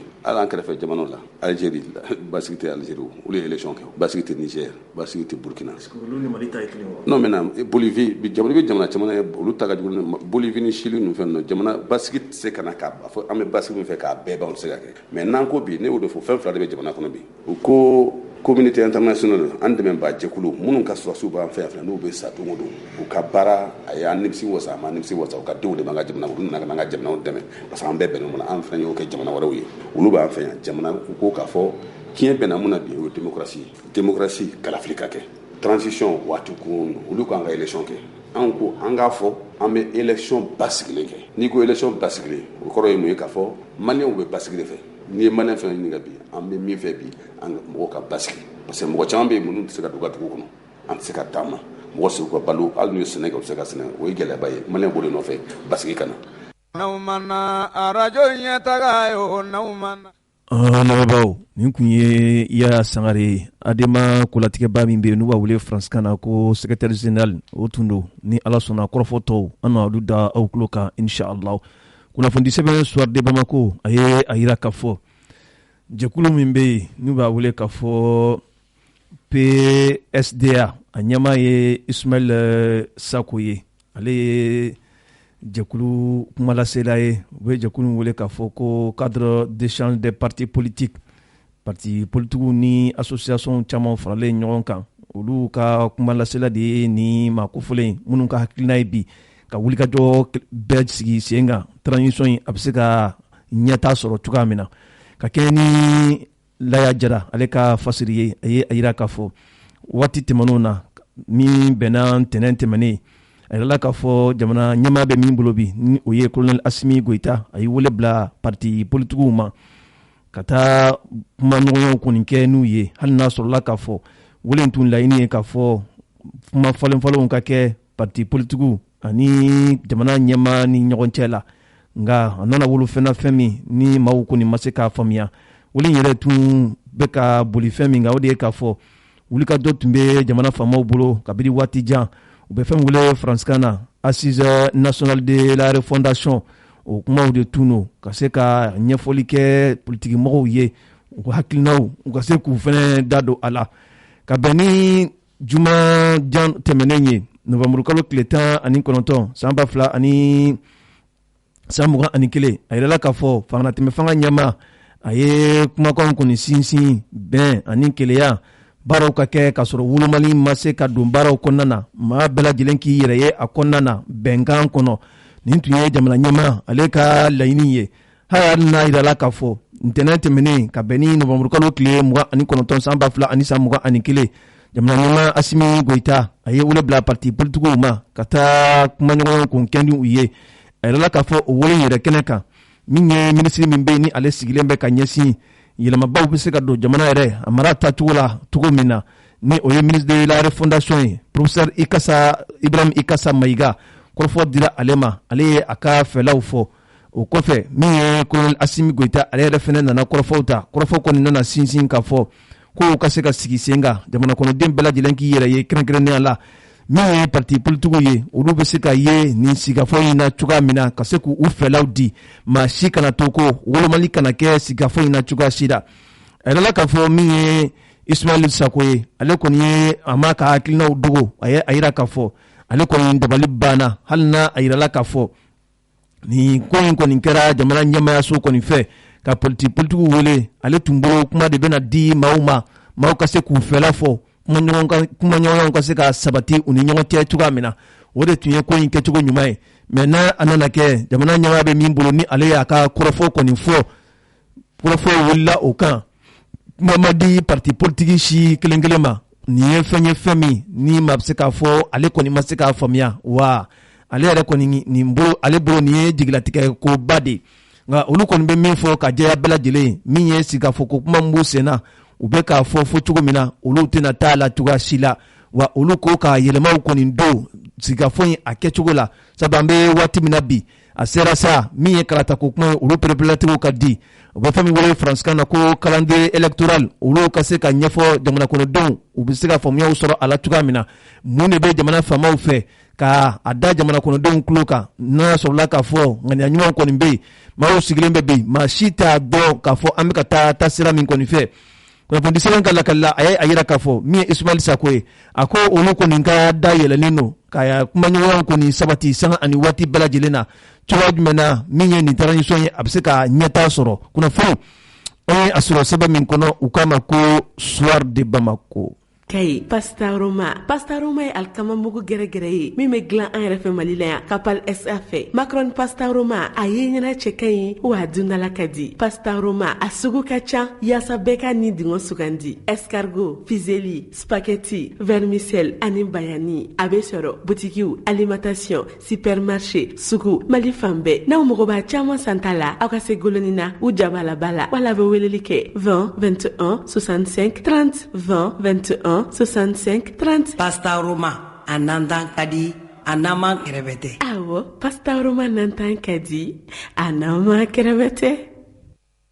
Konamana jama bɛ sigilen no naumana. Labaw ni kira in kɔni sigilen kɔfɛ parti politiques caman y'u ka dusumakasa yira. Nka anw yɛrɛ ye wuli ka jɔ kɛ hali bi ka taa ɲɛsin min ye Amadu Aya. Amadu Aya ale ye jɛkulu min bɛ yen n'u b'a wele k'a fɔ CODEM o tɔndon don ani jɛkuluba min bɛ yen n'u ye cadre d'échange des partis politiques ye a b'o fana kulu kɔnɔna na. An ye weleli kɛ ka taa se ale ma k'a ɲininka ale fɛla ye mun ye. U ye sigafɔ min kɛ ni jamana ɲɛma Asimi Goyita ye min sɔrɔla da kɔnɔ an ka jɛ ka dɔɔni lamɛn o la. Ne tɔgɔ Amadu Aya, ne bɛ politiquement ye, n bɛ CODEM na, an bɛ jɛkulu dɔ la b'a fɔ ko expérience nouvelle jigiya kura, o fana bɛ cadre kɔnɔna na, parti minnu faralen ɲɔgɔn kan, k'a fɔ k'an bɛ transition dɛmɛ diɲɛ kan. An y'a ye k'a fɔ min tun ye sigi k'a fɔ ye a kumaw cayara, a yɛrɛ la k'a fɔ a kun bɛna kɛ Mali sigidugu bɛɛ lajɛlen na, nka nin waati laban ninnu na a bɔra a dɔgɔkɔrɔ, ni mɔgɔ min ye e yɛrɛ ɲininka o bɔli a dɔgɔkɔrɔ a bɛ se k'a bila minɛn jumɛn de kɔnɔna. An b'i fo aw ka ɲininkali in na, an bolo depuis que an ye mois de juillet tɛmɛnen, an y'a yira k'a fɔ Mali bɛ lahala min kɔnɔna na, sigikafɔ ye t'a la, nafa t'a la, et puis sigikafɔ ye a tɛna ni se ka foyi bɔ an ka gɛlɛya kan. An y'a yira k'a fɔ sigikafɔ ye a musakaw ka ca, a bɛ taa fɔ miliyari 2 ani miliyari miliyɔn 500 ma. Donc an y'a yira k'a fɔ Mali bɛ cɛmancɛ fanga min na, mɔgɔ min tubabu b'a fɔ ko transition, an ko an tɛ se ka taa nin na, nin tɛ ko ye, u ka nin to fɔlɔ, u ka ɲɛsin ko 2 de ma, min ye lakanako ye ani min ye kalafili ye, pour que président ne bon an tɛ mɔgɔ ko la, an tɛ président ka ko la, an tɛ premier ministre ka ko la, an bɛ Mali ko de la. An bɛ fɛn dɔ lajɛ min ka ɲi maliyɛnw ma, an bɛ politique de o de la, an hakilina ye min ye an b'o de fɔ. Parce que an bɛɛ militants de b'an bolo, an bɛɛ ka militants b'an bolo, an ni an ka militants bɛ kuma. An y'a yɛrɛ k'a fɔ sigikafɔ ye kun t'a la nafa t'a la, an y'o de ye fɔ président fana ye, parce que an ni président fana sigira ka kuma, an ye fale kɛ, an y'a yɛrɛ président la k'a fɔ Mali bɛ lahala min kɔnɔna na bi, ani CEDEAO bɛ ka minnu fɔ, donc il faut que olu ye kalikan min u ko kalikan ye u ko waliya, donc nafa t'a la, donc an bolo an t'a dɔn n'u ye u y'an ka kuma de mɛn wa, ani ou bien olu yɛrɛ y'a jateminɛ k'a fɔ bi na sigikafɔ in tɛ se ka kɛ Mali fan bɛɛ, parce que tuma bɛɛ u b'a fɔ bon sigikafɔ u b'a kɛ Mali fan bɛɛ, bon n'u ko ka kalafili kɛ u b'a fɔ ko kalafili tɛ se ka kɛ ko parce que lakanako bɛ yen, ni lakanako bɛ yen, bon je pense que sigikafɔ in fana tɛ se ka kɛ Mali fan bɛɛ, donc n'a y'a sɔrɔ u b'a fɛ Malidenw bɛɛ de ka kuma, o fana tɛ se ka sɔrɔ. An y'a ye dialogue inclusif na tɛmɛna yan, dɔw sɔnna dɔw ma sɔn, mais hali minnu ma sɔn u ko ma qu'ils prennent acte, an sɔn, donc sigikafɔ caman de kɛra jamana in kɔnɔ, donc an kolo an bɛ yɔrɔ min na an ka bɔ nin ko ninnu na, an ka ɲɛsin fɛn 2 in de ma, toujours an b'o de fɔ Mali ka lakana ani parce que banbaciw an bɛ nin ko in na, banbaciw fana bɛ ka Mali minɛ Mali fan caman de, gɛlɛya bɛ ka na, gɛlɛya bɛ nali mais gɛlɛya yɛrɛ bɛ yen ka ban, ɲinan yɔrɔ caman bɛ yen samiyɛ ma ɲa, yɔrɔ caman bɛ yen danni ma kɛ, ni danni ma kɛ sɛnɛ kɔni tɛ yen, an bɛ yɔrɔ dɔw dɔn bi malo sayɔn a bɛ fɔ 6000 la a tɛ sɔrɔ, sababu y'a kɛ min ye lakana, aw dun b'a la u bɛɛ la ko ka kalataw, mais kalataw bɛ se ka kɛ cogo min na, ni sigikafɔ kɛra o b'a mɔgɔ ko compromis, an bɛ sigi ka bɛn de, Burkina filɛ nin ye u sigira ka bɛn k'a fɔ ko nin yɔrɔ in yɔrɔ dɔw bɛ yen u sɔnna k'a fɔ kalafili tɛ se ka, Centrafrique a kɛra tan a ma mɛn, yɔrɔ caman bɛ yen an bɛ se ka sigi, tubabu an b'a fɔ ko carte sécuritaire a bɛ yen, donc an b'a fɔ yɔrɔ min tɛ se ka kɛ an bɛ bɛn a kan, ni bɛn kɛra a kan, donc yɔrɔ min bɛ se ka kɛ mɔgɔ bɛ taa kalafili kɛ, ni kalafili kɛra n'an bɛna ɲɛma minnu sɔrɔ o b'a an ni diɲɛ mɔgɔ bɛ se ka, o b'a to an ni diɲɛ mɔgɔ bɛ se ka kuma, n'o tɛ k'a fɔ refondation, mais e ka jɔlen e tɛ se k'a fɔ k'i bɛ ci ka i dudenw bila kɛnɛma ka taa fɔ k'i bɛ du jɔ, o tɛ ko ye, parce que refondation ni jamana bɛ marché de la, wagati o wagati ni min ma mɛn o kan ka latile, texte de kan ka kɛ k'a latile ka taa, an minnu ye presse ye aw b'a dɔn presse tun tɛ ta, mais bi a fana bɛ ka évoluer, mais a tɛna se ka fɔ ko bon presse aw bɛ fɔlɔ a man ɲɛ, an b'a bɛɛ ci ka bɔ yen ka segin ni fɛn kura ye, jamana tɛ jɔ ten. Nka jamana kɔnɔden caman y'a jira k'a fɔ ko aw ka kɛlɛ bɛɛ ye fanga ɲini ko kɛlɛ dɔrɔn de, k'aw mago tɛ jamana yɛrɛ lakana ko ni jamana ka gɛlɛyaw la, ko a dɔw yɛrɛ la caman bɛ ka wulikajɔ ninnu kɛ pour que ka kisi kiri yɛrɛ de tɔɔrɔ ma, ko parce que ko wari caman dunna aw politique mɔgɔw fɛ, yala nin kuma ninnu ne kɔni t'a dɔn ni an kɔni ma wari, ne ka tɔn na min ye CODEM ye n ka président an kɔni an ma deli ka 1000 filanan o jamana kɔnɔdenw ye jɔn ye, an tɛ jamana kɔnɔdenw ye, an ye jamana kɔnɔdenw de, ne ka parti CODEM an taara élection président an nana 4e position na, an minnu y'an voté olu tɛ jamana kɔnɔdenw, n k'olu de y'an ci, jamana kɔnɔdenw ka ca, minnu bɛ Bamako olu dɔrɔn tɛ jamana kɔnɔdenw ye dɛ, donc c'est pour dire que mɔgɔ bɛ kuma de k'a fɔ minnu t'a fɛ ka taa parce que minnu bɛ bi an b'u caman dɔn ko u taara élection u ma deli ka foyi sɔrɔ, ça veut dire que olu fana jɔyɔrɔ foyi t'u bolo jamana in kɔnɔ, u ka jama man ca, donc je pense que ni jamana kɔnɔdenw ni olu de kuma kan ka di olu ma, kuma bɛ di olu ma ni fɛn kelen dɔ ye o ye kalatafili ye, donc k'a fɔ ko mɔgɔ si ma deli ka justice bali, kiiritigɛlaw mɔgɔ si ma deli k'u bali u kana u ka baara kɛ, an ma deli k'o ye depuis Alpha tile, depuis Musa tile, depuis ATT tile, ibe ka tile amma de ka me ka fo ko la critique la ulu ka bo ka fo way anga bara e président ya ambali anga bara ka amadi ko me en tout cas ni kon madli ko me ka fo critique wo fo donc critique la ko ko barake ni fem mi sa de sare soso sare ka bulak ni war ngana mu ko seka dro ko sayna mo ko ba fo ko milliard tan woro bakari amina ka dadu kasola ka to ko tien fambe mais critique ra nyama ko no ma yala est ce que oye kumai ka fo du tigi minena ka do kasola kalo joli manga tout tien mais ka fo anana ko fui ko ma yala ka blaka taso je pense que anga bo odela donc ka fo mo koy wardu ni préventive lu kana fo mo koy wardu kana mo koy ta fo bon voilà e war ay atiketan mi transition nyamai no président ay ole bla parti politique ma akila autumbe akene konnana na ebisika mo fo ala me bawi bon an ko ni la d'abord aya fo Antonio do velela protocole fait ka fo président de la république de la transition o ba fait ka anga politicien wa rencontrer bon anko o ye fin aka ni ngali ke ko bi ke chukumina aya ye bololo kan mi ba ko réseaux sociaux aya gafa de ka fo ko protocole signer le protocole fait ka fo parti politique nyama welelo ndo kulwa ko ka kuma nyonya échange to kan o do fo o de kuma nyonya mais antale aya mi ye unana fo ko a ko fe ni ko sabado ko ministre de la refondation ko bina kuma président be kuma ta no bana o ya bane ko ka photo donc effectivement ou ko de kera donc ça veut dire kuma nyonya make donc kuma nyoya make ka fo kanga na assise la malien o ka be mo sima fo kante be mais ni ba fe ka kuma nyoya de ke be malien o de sigambe kuma am politiquement don de société civile fana kanga wele am be de kanga wele ka sigi kene kelen ka anga kuma transition ka na kuma na am sika nyofa ma an yere bolo an ya lamé de parce que anga président na yi wele ibe ka kuma ka la mais am bolo an ya fo yang wele mina ani ay min wolo o tikele antara mi kama abu amina kuma an tuye gafe do labe ka fo amina gafe ndama han ni kuma masaka ke mais puisque kuma madama amasaka gafe fana dama gafe in konnana amina yira ka fo ambe bo jamani ko in kono chugo nan to yoye mo ba don ka fo anga hamilité élection droit anga hami ka chaminte élection wati mase biwa aga fara nyoronka ni wati labanu nuna sabanya esida o kan ata sommet do ke nin kalo en kleta ani fulan na tola ka se ka preparatique di halibi adola se ka wula sanction wala minga juguni korole andu ya halibi mi chronogramme ko e o masika bo jamana fama fe o ma nga solution ni pour que mali ni maldom se ka kisi ni sanction nun tora amna mais ata ambolo abe ul de bolo abe président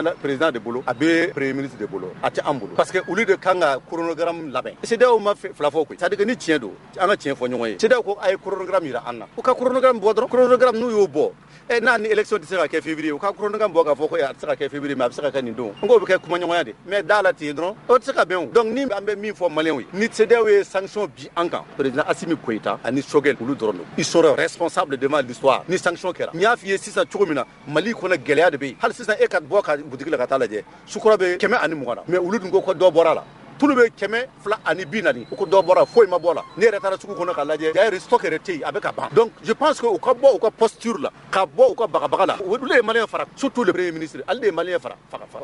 parce que aller ba folo maliens nyuma be maliens jubu be mais président fara bala parce que le président m'a recadré ça veut dire que le président ka chide la jamana ya ambe de maliens jamana fla tambulo anti ka tawro la jamana anti sran sa yanya ala de ni dama o ni fana ka ala biseka jodi ke foi na dangan ko mais o be position mina o ka bo no ma bo ka anu ya fo président de an yenyo an ko ni président ma ni ma cede o lame ni ma mal ko de on lame ka to iga ni posture kono ni gele nana munu be ka tere fuye o le de ba wuli tuguni de parce que ni gele nana gele be de fara ala kan kisi gele am ala iga kuma laban be wele do ka wele ke anga président Assimi Koïta ne be aller de interpeller aka malien fara nyon ni wele te ma ka malien fara nyon de ka malien lame aka cede o lame cede o e anwde cede o donc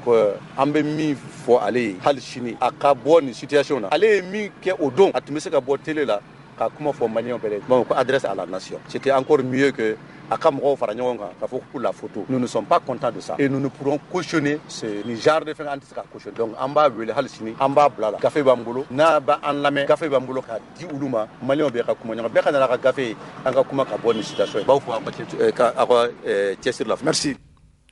Alors nintunye Amadou Ayaye jakulu mimbe nu ba wele ka fo kodem o tondeno o ko fe jakulu do be nu ba wele ka fo modek ye jakulu ye parti politique do anyama ye Koniba Sidibe olu yɛrɛ be kulu kɔnɔ kulu min n'u b'a wele k'a fɔ M5 RFP olu fana wolola ni sigafɔ in na min kɛra kuluba ntɛnɛ tɛmɛnen an ye wulikajɔ kɛ ka se Koniba Sidibe a ka danga min bɛ yen n'u b'a wele k'a fɔ Madame Diko Aminatu Ture ka ɲininkali dɔw sɛmɛ a la olu yɛrɛ fɛla kɛra mun ye ni wele in na jamana bɛ ka taa tasira min fɛ Modaki ka hakilina ye mun ye a kan min sɔrɔla a da kɔnɔ an ka jɛ ka dɔn lamɛn o la. Ne tɔgɔ ye madame Diko Aminata Touré, n ye vice présidente ye MODEC. madame Diko, an y'a ye k'a fɔ assise ko kuma min tun fɔra k'a bɛna kɛ Mali fantan naani bɛɛ lajɛlen na, nka nin waati laban in na yɛrɛ la k'a fɔ ko a bɔra dɔgɔkɔrɔ. E ye MODEC ɲɛmaa ye, ni mɔgɔ min ye ɲininka aw ka yeta ye mun ye a bɔli la dɔgɔkɔrɔ la? Anw bolo fɛn ɲuman don. Mun na an y'a fɔ fɛn ɲuman don? Kabini waati min na an ye rencontre nin kɛ pour parler de ce qui se passe au niveau de pour que ka assise yɛrɛ organiser. Donc an ye terme de référence ninnu valider waati min na a tun fɔra k'an ka a to a ka kɛ large. Ne yɛrɛ hakili b'a la on a défendu que bɛɛ ka don a la parce que waati la dɔw ma na. Ni dɔw ma na il faudrait bien que bɛɛ ka na parce que Maliko de don. An tɛ fɛ k'a kɛ caractère opposition majorité parce que nous sommes dans une transition. Il faut que les gens comprennent k'an bɛ transition de la. Donc n'an bɛ transition na majorité ni opposition ko kuma t'a la. Jamana yɛrɛ bɛ ko min na nin ye n'o ye biniba min b'an sen kan sɛgɛnba min b'an sen kan. Donc pour que k'u ka sira sɔrɔ bɛɛ de kan k'i bolo don ɲɔgɔn. Donc au rassemblement au sursaut national anw ko bɛɛ de ka na. Donc waati min na mɔgɔ dɔw ma na terme de référence waati la kabini waati la nous on a sonné sur l'alarme. On voulait que a ka caya mais an tun t'a dɔn k'a bɛna kɛ report ye anw bolo u k'u consulter pour k'a ka kɛ dans les délais. Donc a nana kɛ ko k'a kɛ report ye. Bon donc ni gouvernement ko k'a kɛ report ye ni report b'a permet bɛɛ ka ɲɔgɔn sɔrɔ. C'est une bonne chose et je pense que président yɛrɛ bɛ ka min kɛ sisan o ye fɛn ɲuman de ye parce que ale yɛrɛ donna a y impliqué ka regroupement ɲini parti politique ka fara ɲɔgɔn kan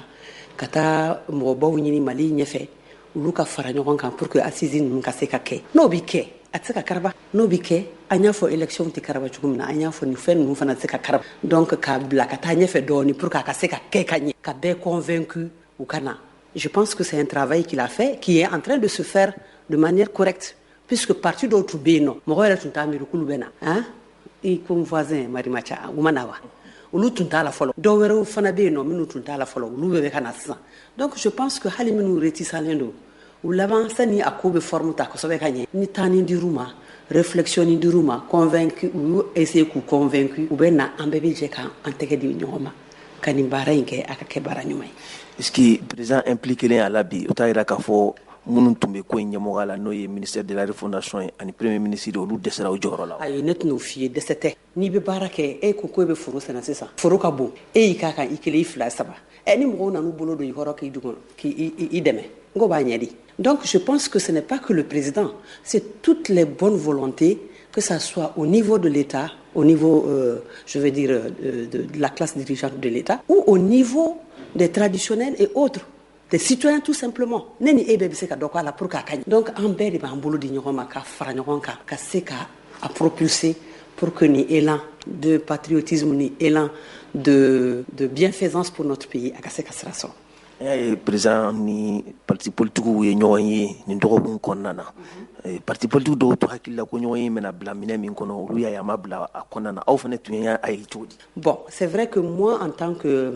vice-présidente du parti ne bɛ taa tuma min na ne yɛrɛ kɔni tun ɲɛna parce que j'ai bien lu l'invitation n tun y'a ye échange de b'a kan en âme et en conscience quand j'ai vu ça je me suis dit bon n'an taara yen nɔ an ni président bɛna kuma de bon an taara an ye min ye le ministre de la refondation o y'a cadré k'a ɲɛfɔ an ye an nakun ye min ye fɛn min bɛ Mali kɔnɔ an bɛɛ b'o dɔn a seginna o kuma kelenw de kan. Bon le président on l'attendait mais en fait il a fait un appel sur une union sacrée bɛɛ k'a tɛgɛ di ɲɔgɔn ma pour qu'an ka baara in assise kɛ ɲɔgɔn fɛ mais a ma kɛ échanger n'an bɛ min b'an fɛ k'o fɔ a ye. Je pense même que le cadre ne s'y prêtait pas parce que i tɛ parti bi 200 fara ɲɔgɔn kan ni kɔ k'an bɛna échanger an bɛ mun fɔ ɲɔgɔn. Bon moi je ne sais même pas te dire n'a sɔrɔ minnu tun b'a la n'u tun sɔnnen don ou bien o tun ma sɔn ou bien minnu tun nana a bɛɛ ye minnu sɔnna de ye n tɛ se k'o f'i ye parce que mɔgɔ si ma kuma parti si ma kuma. Donc je suis restée un peu sur ma faim comme on le dit. Je pensais que ça allait être quelque chose de proactif. Ale bɛ dɔ fɔ anw yɛrɛ bɛ dɔ fɔ ou bien regroupement dɔw bɛ maga minnu tun bɛ fɛ ka kuma olu ka dɔ fɔ mais a ma k'o ye quoi. Mais c'est une stratégie et je pense quand on lance un appel le président pouvait nous inviter de cette manière là. Bon n bɛ fɛ ka aw ye pour que k'a fɔ aw ye min bɛ n kɔnɔ k'o fɔ aw ye mais a m'o kɛ o. On va échanger. Bon, quand tu dis à quelqu'un on va échanger, n'anya bamanankan fɔ o kɔrɔ ye k'an ka n'an ka kuma ni e kelen kuma na ne ma kuma yarɔ a ma bɛn o yɔrɔ de don n'o tɛ k'a fɔ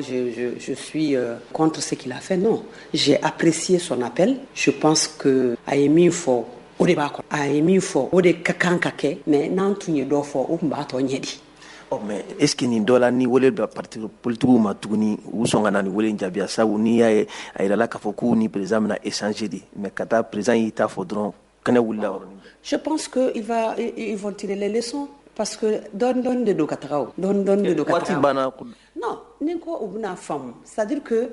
mɔgɔ min donna fanga kura la i t'a kɛ cogo dɔn ani mɔgɔ minnu b'a la mɛnna anw bɛ nin na mɛnna koyi anw bɛ nin na mɛnna ale premier ministre yɛrɛ bɛ nin na mɛnna ale b'a dɔn fɛn min ye échange ye an bɛ ɲɔgɔn sɔrɔ tuma bɛɛ réunion na n'i ko mɔgɔ ma na an ka kuma a b'i dɔ fɔ ne bɛ dɔ fɔ mais n'i nana ka na dɔ fɔ ne ye ne ma fɛn f'i ye o kɔrɔ ye k'i nana n wele k'i ta de bi min b'i kɔnɔ i nana o de fɔ n ye et c'est ce qui a été fait je ne te dis pas que fɛn de don min man ɲi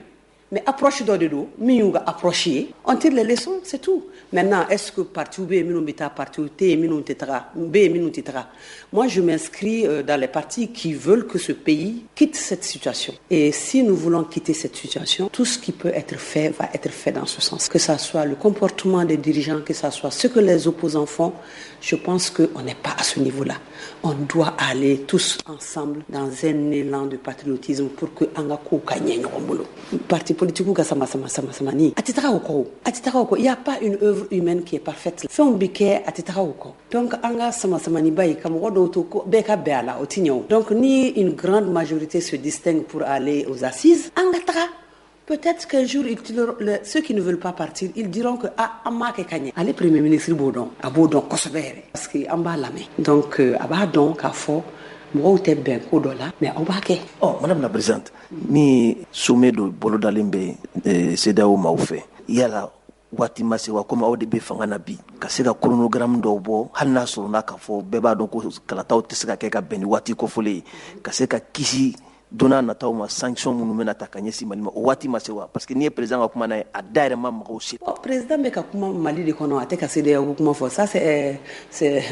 autre chose CEDEAO ye min kɛ a y'o kɛ. Nous, on fait ce qu'on peut au Mali. Donc, je ne me mets pas à la place du président. Je ne suis pas la présidente du pays. Je sais qu'il a ses raisons. Et pour l'instant, je pense que le temps n'est pas à faire un chronogramme. Les assises détermineront si nous devrions faire des chronogrammes pour le reste de la transition. On va assise de ma assise de ba be fo ngambere fondation de là et nambere fondation na otmana amba ke balitoya ambere fondation de là et quand on parle de refondation il faut mettre des jalons solides je pense que ces jalons solides là pour les mettre on ne peut pas nous croiser un chronogramme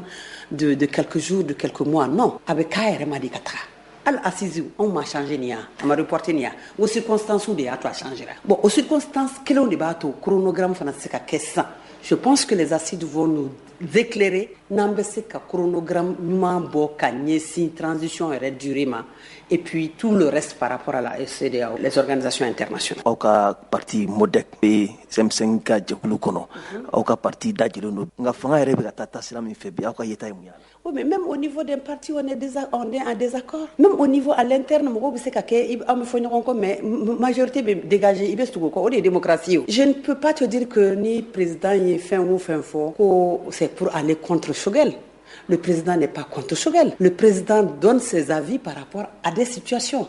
Namako Ochugoye, Abseka Atoro, mais Nakera Achugoye, Amategrefo, on a bien dit ce qu'on voulait par rapport à la transition et on a bien dit des choses par rapport au M5. Donc on n'a pas de contradiction majeure, mais il y a des choses, nous nous marquons en Sagoye. En Bofo. On fait quoi que tu as dit? Bon, pour l'instant, on n'a pas encore atteint les lignes rouges. Je veux réellement que Angani Asizuke, les partis au défaut, Angani Asizuke, Ambu accompagné, Ambe Fouka réussi, Ambe fait refondation kake parce que Maliko c'est tout. Merci président. Alors kuna fundi sɛbɛn Nouvel Horizon aye ayira kafo ambe kata tasira min fɛ ni ala ma fara an kan kɔngɔ bɛna farabukaw kɔni u sɛngɛ kosɛbɛ ka kɛ ni Nouvel Horizon ale ka bi sɔgɔmada in na bɔli ye a y'a yira k'a fɔ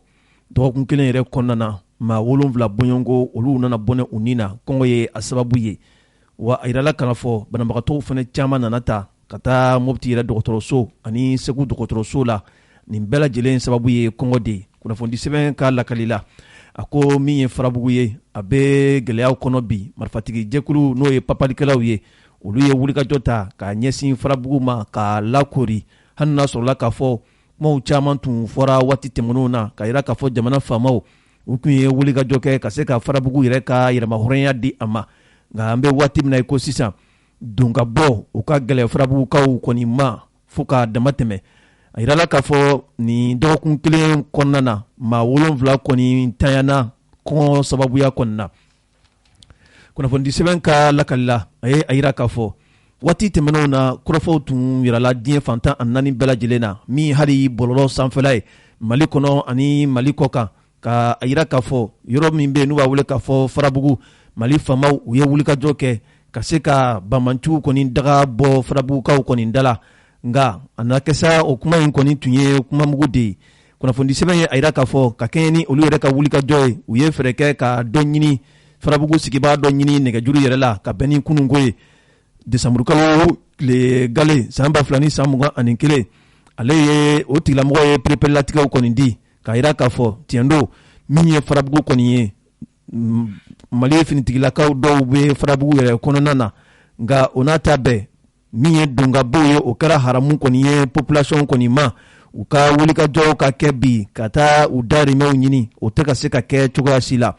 kunnafoni sɛbɛn ka lakalila a ko nin kɔni an bɛ waati min na ko sisan gɛlɛyaw kɔni bɛ ka fara gɛlɛyaw kan kabini waati min na alisamaw ka jɛrɛtonba au conseil islamique olu tun ye wulikajɔ kɛ ka taa fɔ ka bɛn kɔni sigi farabugu sigibaw ani papalikɛlaw ni ɲɔgɔn cɛ la o tun wolola fɛnna bɛn ani keleya o nana sabati farabugu maaw bɛ se k'u ka cikɛw kɛ maaw bɛ taa dugu ni dugu kabini ni kuma ninnu kɔni tara ɲɔgɔn kan kɔrɔfɔ ninnu fɔra ɲɔgɔn kɔ min ye papalikɛlaw ye u kɛn bɛ bi ka dagajugu de sigi farabugu a sigibaw kɔni dala min ye baloko ye o ye gɛlɛya ye bi farabugu min ye furako ye o ye gɛlɛya ye bi ka kɛɲɛ sa yɔrɔ sigibaw dɔ ka seereyaw la o ye a yira k'a fɔ ni ala ma fara an kan an bɛ ka taa taasira min kɔni fɛ farabugu yɛrɛ kɔnɔna na kɔngɔ ani ja o bɛna kɛ sababu ye bi ka farabugu ka caman kɔni bɔnɛ u ni na siga kɔni t'a la o de la sa kunnafoni sɛbɛn ka lakalila a ye a yira k'a fɔ min ye perepelatigɛ dɔw ye olu dira kɔngɔ sababuya la maa 7 kɔni nana bɔnɛ u ni na ka bɛn dɔgɔkun kelen yɛrɛ mumɛ kɔnɔna na kunnafoni sɛbɛn ka lakalila a ye a yira k'a fɔ hali bi o kɔnɔna na sa maa dɔw kɔni banana olu kɔni bɛ dɔgɔtɔrɔso la min ye Nations Unies ka pankuru minnu bɛ yen n'u b'a wele k'a fɔ hélicoptère u ye olu ta ka taa Mopti dɔgɔtɔrɔso ani Segu dɔgɔtɔrɔso a yirala k'a fɔ dɔgɔtɔrɔso min bɛ yen n'u b'a wele k'a fɔ ko hôpital Ɲanakɔrɔ Fɔnba de Segu maa dɔw taara ka taa yen o yɛrɛ la muso kɔnɔma dɔw yɛrɛ b'olu la k'a sababuya kɛ lakanabaliya ni kɔngɔ sababu ye kunnafoni sɛbɛn ka lakalila a ko bi farabugu sigibaw olu kɔni bɛ k'u yɛrɛ ɲininka n'a ma ɲɛ k'a fɔ olu b'u ka sow kɔnɔna na a yirala k'a fɔ taka segin ka gɛlɛ u ma n'u ko k'u bɛ bɔ Mali faamaw minnu bɛ yen nɔ u b'a yira k'a fɔ ko lakanabaliya bɛ jamana kɔnɔ o hukumu kɔnɔ sa u b'u k'u yɛrɛ ɲininka yala mun de bɛ olu ka nin gɛlɛya ninnu na u ka se ka perepelatigɛw sɔrɔ fo bi ti jɔnjɔn jaabi ma se ka sɔrɔ o la kunnafoni sɛbɛn ye a yira k'a fɔ a ko min ye farabugu kɔni ye gouvernement bɛ ka wulikajɔ dɔw kɛ sɔɔni u bɛ taa balo dɔɔni di farabugu sigibaw ma ni pankuru ye kunnafoni sɛbɛn a y'a yira k'a fɔ hali bi min ye kɛnyɛrɛye cakɛbɔrasow n'olu bɛ ɲinɛ maaw la u bɛ fɛn minnu wele k'a fɔ ONGw olu fana bɛ balo don Nations Unies olu ka pankuru kɔnɔna na ka to ka taa di farabugu sigibaw ma nka o n'a ta bɛɛ balo ninnu tɛ bɔli kɛ cogoya si la wa tuma dɔ la balo dɔw yɛrɛ bɛ taa ka sɔrɔ farabugu sigibaw olu yɛrɛ mago tɛ nin balo ninnu na kunnafoni sɛbɛn ka lakelila sa waati de sera sa jamana faamaw olu ka se ka wulikajɔ kɛ ka farabugu yɛrɛ bɔ bolo la bi kɔngɔ ani furatanya ni furakɛlikɛyɔrɔ minnu bɛ bi ni olu minɛnen don fɛɛrɛ ni dabali bɛ se ka siri o la cogoya min na nka cogoya min na aw bɛ se ka fɛɛrɛw wala a bɛ se ka faamuyaw sɔrɔ a la min ye B5 olu maa dɔw sɔrɔla Abiyaye Kulubali bolo ɲɔnɔ yɛrɛ kɔnɔna na ka se ka ɲininkali k'a la u ka gɛlɛyaw bɛ cogo di bi lakanako min sɔrɔla ale yɛrɛ da kɔnɔ an ka jɛ ka dɔɔni lamɛn o la. o bɛ yɔrɔ jumɛn na? o bɛ Ɲɔnɔ mara la. an balimakɛ an ye kunnafoni sɔrɔ ko tarata dɔw ko wulikajɔ kɛbaaw ye wulikajɔ kɛ ka na B5 ko ka na malo jeni ko ka maa dɔw bugɔ a ko kɛra cogo di? tarata don B5kaw nana wuli ka fanga an ka foro kɔnɔ ka denmisɛnninw bugɔ ka malo jeni ka taa ni wotoro ye k'u bɛɛ jeni. o bɔra ni an ni bila bɛ cɛ ka na kungo kɔnɔ ka na furanga an bɛ kungo kɔnɔ dɔrɔn ka sin ka na bɛn ka ten k'an bugɔ ya ka wotoro jeni ka malo jeni. an ka dugulakaw wulila ka t'u nɔfɛ y'a fɔ balo n'u ko ni kɛra ɲɔgɔnna ko nin sera ka dagɛ. ala nin bɛ bɔ ni an jamana gan koyi parce que n'a ma fɔ futu ka wuli k'u jɔ ani mali fanga an gomi vraiment an ban gomi an ban jami an be yɔrɔ dɔn an de ka ko de bɛ dugukaw bolo yan nɔ mais u b'u wuli ka na jaba de kɛ u na wulada de fɛ a bɛ kuma ni kamana bɛɛ bɔnnen don mali fanga k'a lajɛ u k'an dɛmɛ yɛrɛ de kɛ bɛɛ tɛ ka malo bɛna ba jeni fɛ u ka bugɔ la fɔ dɔw banana tiɲɛ don wa maa kɔnɔntɔn u y'o de bugɔ fo dɔw banana dɔw ka dɔgɔtɔrɔso t'a la maa kɔnɔntɔn u y'o de bugɔ munna u y'u bugɔ ko munna k'an bɛ foro baara k'an ka foro in kɛ ka foro in to yen an bɛ malo min baara k'an k'o ye k'o to yen ko waati kelen kɔnɔ na ko jisɔngɔ ko kumaw bɛ sen na ye wa jisɔngɔ kuma de b'a la wara ka kɔrɔlen de kura ka ni anw de la sini tile wara k'o de kɛ ablaye an kɔni bɛ sinɛ foyi sinɛ cɛsiri na anw ye a cɛsiri na mais adamaden ni janba la o de don walidenw baara ka telefoni ci k'a fɔ ko dugu sinɛ tɛ baara la sinɛ tɛ baara la dɛ walayi ni sinɛ tɛ y'a fɔ wala anw filɛ yɔrɔ min ɲamu y'an ka dugu bɛɛ minɛ nka ala ni sinɛkɛ cɛsiri sera k'u gɛn ka taa nka o y'a sɔrɔ u ye malo ko ni jeni ka wotoro ko ni jeni ka taa an bɛ ala fɔ a bɛ donsow fɔ a b'u barika da arme k'a lajɛ u ka jɛ u k'u bolo di donsow ma ka ɲɔgɔn dɛmɛ ɲɔgɔn tɛ sigida in ablaye ne ma sigi o sigida in na dɛ toujours waati bɛɛ u bɛna cɛnni kɛ kununko ni bi fanga ablaye dabaraba de b'u jɛ kununko fanga ka fisa ni bi fanga ye sabu kɔlɔsili bɛɛ lajɛlen de bɛ armée bolo n'o ye sɔrɔsikaw ye mugu b'a bolo kisɛ b'a bolo ni den dogo dogo dugu ji bɛ wuli malo ji bɛ jeni wo ji bɛ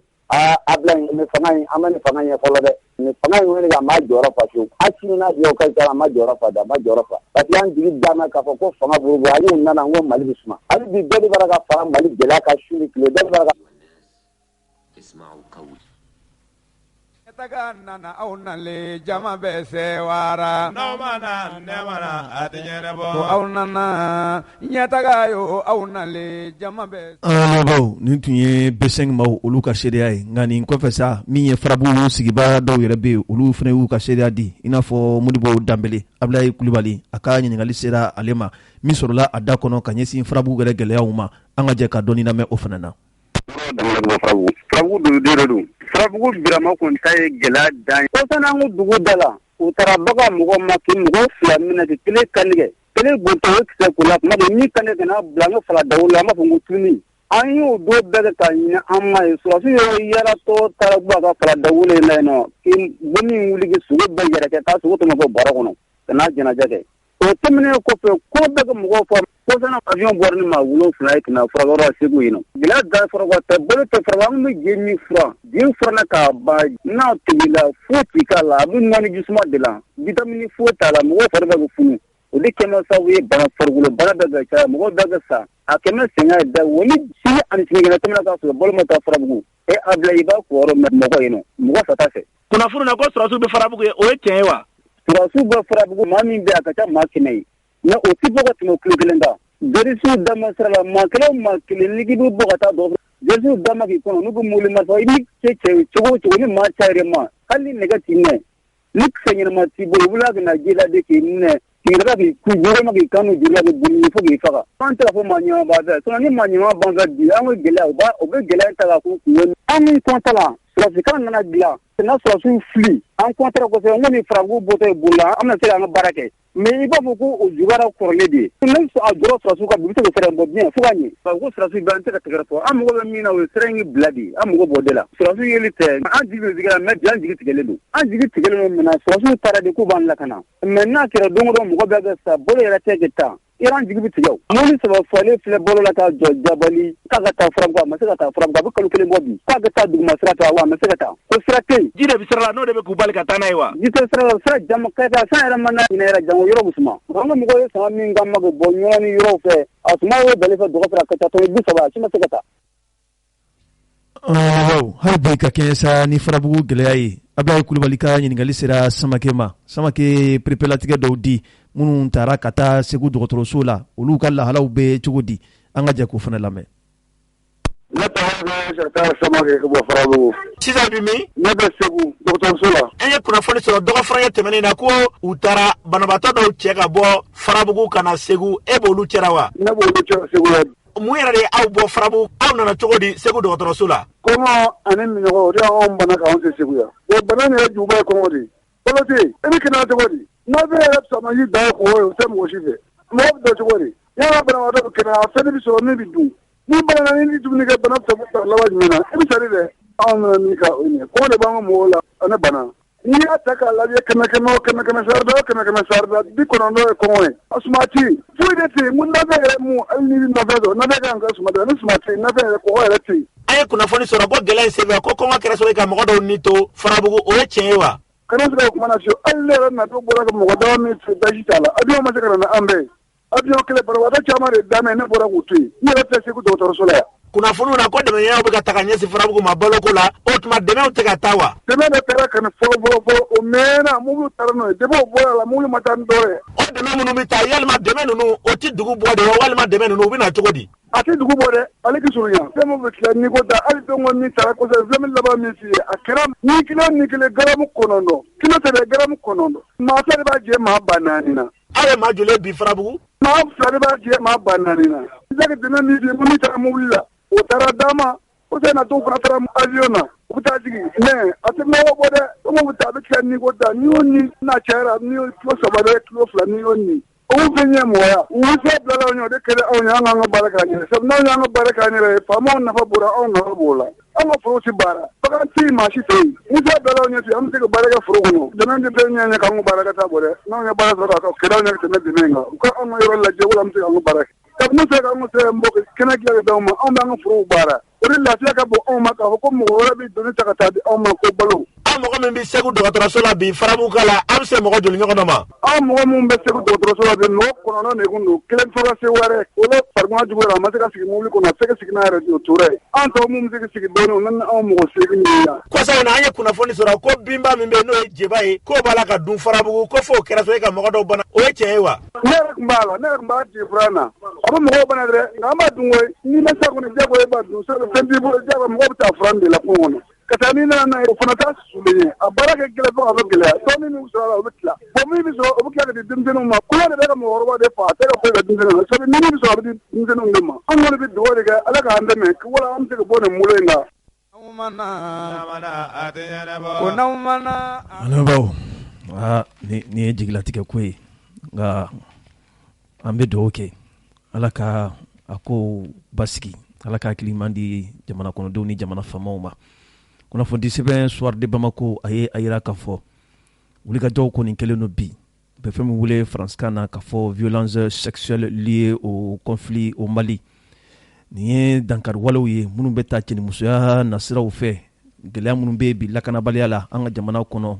ka taa ka ɲɛsin musolakaw kɔni ma ala k'a fɔ wulikajɔw kɔni kɛlen don bi jɛkulu min bɛ yen n'u b'a wele faransikan na Association malienne de défense des droits de l'homme olu kɔni bɛ wulikajɔw la bi ka se ka kiribon kɛrɛnkɛrɛnnenw sigi maa minnu bɛ yen n'u bɛ minɛ gɛlɛya lakanabaliya nasiraw fɛ ka dankari kɛ musolakaw la cɛnimusoya nasira fɛ an bɛ hakɛtoni kɛ lamɛnbaaw fɛ olu ka laɲini ye nin de ye bi ka kɛɲɛ ni Yusuf Konate ale ka fasiri ye a ko kabiri alamisa tɛmɛnen a yɛrɛ la k'a fɔ wulikajɔ dɔw kɔni kɛra u bɛ fɛn wele k'a fɔ campagne mondiale tile 16 bɔɲɔgɔnko ka se ka mɔgɔw kɔni bilasira ka se ka hakili jagabow kɛ u bɛ fɛn min wele k'a fɔ violence basée sur les genres nin ye fɛn min ni wulikajɔw bɛ ka kɛ bi diɲɛ fantan a 4 bɛɛ lajɛlen na nin kɛnɛ yɛrɛ sigira ka bɛn ni novembre kalo tile 25 san 2021 a kun kan ka taa cɛ ni décembre kalo tile 10 san 2021 kunnafoni sɛbɛn ka lakalila a ye a yira k'a fɔ ni sigikafɔ in wala ni ɲɔgɔn hakili falen a bɛ t'i jɔ tile 16 bɔɲɔgɔnko ka se ka hakili jagabaw kɛ mɔgɔw ka hakɛw bɛ se ka sabati cogoya min na ka wulikajɔw kɛ ka laɲiniw fana kɛ jamana faamaw fɛ kiribon kɛrɛnkɛrɛnnen ka se ka sigi ni maakofɔlen ninnu tɔgɔ la maa minnu bɛ yen ni u bɛ dankari kɛ musolakaw la cɛnimusoya nasiraw fɛ an bɛ hakɛtoni kɛ lamɛnbaaw fɛ min ye an ka lakanabaliya ye olu nasiraw la a yɛrɛ la k'a fɔ bi musolaka caman kɔni ye gɛlɛyaw sɔrɔ nin ko ninnu kɔni senfɛ ka kɛɲɛ sa ni ye Dirisa Tarawele ale ye sariya kalankɛla ye wa maa min jɛkulu min bɛ yen n'u b'a wele k'a fɔ AMDH o ɲɛmaa don olu ka wulikajɔw kɔni fanga ka bon bi min ye k'a fɔ dankari wale minnu bɛ taa bi ka ɲɛsin genre ma violence basée sur les genres u ka wulikajɔw kɔni fanga ka bon ni baarakɛlen ninnu ma kosɛbɛ wa ale ka perepelatigɛw la a y'a yira k'a fɔ ni nin kɔrɔfɔ ninnu fɔra tuma dɔ la maa caman tɛ a faamu caman b'a mini k'a fɔ genre kɔni ɲɛsilen bɛ dɔrɔn musolakaw ka koɲɛw de ma nka ale bɛ a fɔ k'a fɔ musolakaw dɔrɔn tɛ genre ye fɛn ye fɛn min ni a kɔngɔw kɔni fɛrɛlen don kosɛbɛ wa a yirala k'a fɔ fɛnɛ musolakaw n'o ye an balakaw ye ani musomanu minnu ye bogotigiw ye olu bɛɛ lajɛlen bɛ don nin ko in kɔnɔna na o kɔfɛ min hali cɛlakaw ye olu fɛnɛ bɛɛ lajɛlen bɛ don nin ko in yɛrɛ kɔnɔna na waati de sera sa an ka jamana yɛrɛ kɔnɔna na bi wulikajɔw ka se ka kɛ jamana faamaw fɛ ka se ka kiiriw kɔni sigi sen kan min b'a to maa o maa bɛ yen n'i sɔrɔla k'a fɔ k'i ye waleya jugu de ta ka ɲɛsin musolakaw ni bogotiginilakaw ma ani cɛlakaw ma i ka se ka kiiri o kiiribondaw yɛrɛ kɔnɔna na hali n'a sɔrɔla k'a fɔ an ka jamana faamaw olu ye kiiribonda kɛrɛnkɛrɛnnenw sigi papalikɛlaw tɔgɔla kiiriw yɛrɛ u bɛ fɛn min wele k'a fɔ procès spéciaux sur le terrorisme o kiiriw yɛrɛ sigira ka a baaraw kɔni kɛra Bamakɔ yan nɔ o kɔfɛ kiiri sigira an ka jamana faamaw fɛ min bɛ jateminɛ kɛ ka maaw kiiri maa minnu ni siga kɛr'u la k'a fɔ k'u ye jamana foroba nafolo yɛrɛ dun wa waati sera sa maa o maa bɛ yen ko e sɔrɔla k'a fɔ k'i ye dankari kɛ cɛnimusoya olu nasiraw kɔni fɛ an ka musolakaw ani an ka bogotiginilakaw fo ka taa se cɛlakaw nin bɛɛ kan ka kɛ fɛn ye fɛn min olu kiiriw ka taa bila o kiirisow yɛrɛ kɔnɔna na kunnafoni an ye a sɔrɔ sɛbɛn min kɔnɔ u k'a ma ko soir de Bamako nka an lamɛnbaaw an bɛ min fɔ ka da nin kan a bɛ waatinin bɔ san 2015 nin kɔrɔfɔ ninnu a nana voter an ka assemblée kɔnɔna na n'u b'a wele faransikan na ko loi JAR n'i ye JAR yɛrɛ jateminɛ kuma do kuma min ni a kɔnɔ fɛrɛlen don sabu JAR cɛ b'i yɛrɛ sɔrɔ a kɔnɔ muso b'i yɛrɛ sɔrɔ a kɔnɔ denmisɛnnin b'i yɛrɛ sɔrɔ a kɔnɔ min ye lujuratɔw ye olu b'u yɛrɛ sɔrɔ a kɔnɔ min ye gɔrijigɛniw ye olu b'u yɛrɛ sɔrɔ a kɔnɔ nin ye kuma min ni a dabirilen don kosɛbɛ ko in kan ka lajɛ ji ɲɛma jɔlen na hali n'a sɔrɔla k'a fɔ nin transition yɛrɛ daminɛ na gafe dɔw tun bɔra ni Haut Conseil islamique ye wulikajɔ kɛ k'a ɲini alimami bɛɛ lajɛlen fɛ jumadon dɔw fɛ u ka kutuba kalan ka nin kɔrɔfɔ ninnu ɲɛfɔ jamana kɔnɔdenw ye nka hali bi min ye nasaralakaw ye laɲini minnu bɔ olu la bi o de ye ka fɔ nin fɛn minnu bɛ diɲɛ kɔnɔ bi ni a bɛ olu fɛ yen olu ka taabolo la baasi t'a la ka se ka sabati anw ka jamana ani an dafɛ jamana fɛn fɛn bɛ dugukolo sanfɛ bi ka se ka nin baara ninnu sabati kuma ninnu bɛ na tuma dɔ la k'a fɔ ko musow ka hakɛ wala k'a fɔ égalité entre les hommes et les femmes nka kuma tiɲɛ yɛrɛ ye min ye bi o de ye k'a fɔ JAR yɛrɛ tuma dɔ la maa dɔ ye cɛ ye nka i ka cɛya kɔnɔna na musoya de ka di i ye e ye JAR ye o b'a to k'a fɔ i ka liberté b'i bolo ka se ka o musoya waleyaw kɛ maa dɔw fana bɛ yen muso don nka musoya in kɔnɔna na cɛya de ka di e ye i ka liberté b'i bolo ka se ka i ka musoya ko waleya kɛ wala k'i ka cɛya waleya kɛ nin bɛɛ bɛ don JAR kɔnɔ kuma dabirilen don tuma dɔw la a ka kan bi ko in ka laji ɲɛma jɔlen na sabu an ye kɔlɔsili kɛ ni nin kalo ninnu jɔra tuma dɔw la ka taa se a tile 10 ma wulikajɔw caman bɛ kɛ a bɛ fɔ ko musow ka hakɛ a bɛ fɔ ko musow ka égalité entre les hommes nka kuma yɛrɛ hakika ye min ye n'o tɛ se ka fɔ pewu o de k'a fɔ siranfɛn min bɛ ko in kɔnɔ bi ni o ye gɔrijigɛniya in ye o ko in ka kan ka lajɛ ji ɲɛma jɔlen na sabu ni ko JAR a fana bɛ a kɔnɔna na gɔrijigɛni bɛ se k'i yɛrɛ sɔrɔ JAR kɔnɔ sɔsɔli kuma yɛrɛ tɛ sabu an ye ɲɛɲini k'a la nka don n'a nataw la min ye Europe jiginɛ ye olu ye sigafow kɛ ka fara maa wɛrɛw kan an bɛna taa ka t'u ka seereyaw ta nin ye fɛn ye fɛn min an b'a fɔ ka d'a kan jamana dɔw bɛ yen wala an k'a fɔ manton dɔw bɛ yen olu halakila nin fɛn in kunkɔrɔ olu t'u ka maaw sirago don dɛ ni min ma fɛn ma tiɲɛ fɔ ko in kɔni tuma dɔ la tubabukan don i b'a faamu cogoya wɛrɛ la mɛ n ye fɛn fɛn fɔ denmisɛnnin b'a la handicapés b'a la n'o ye lujuratɔw ye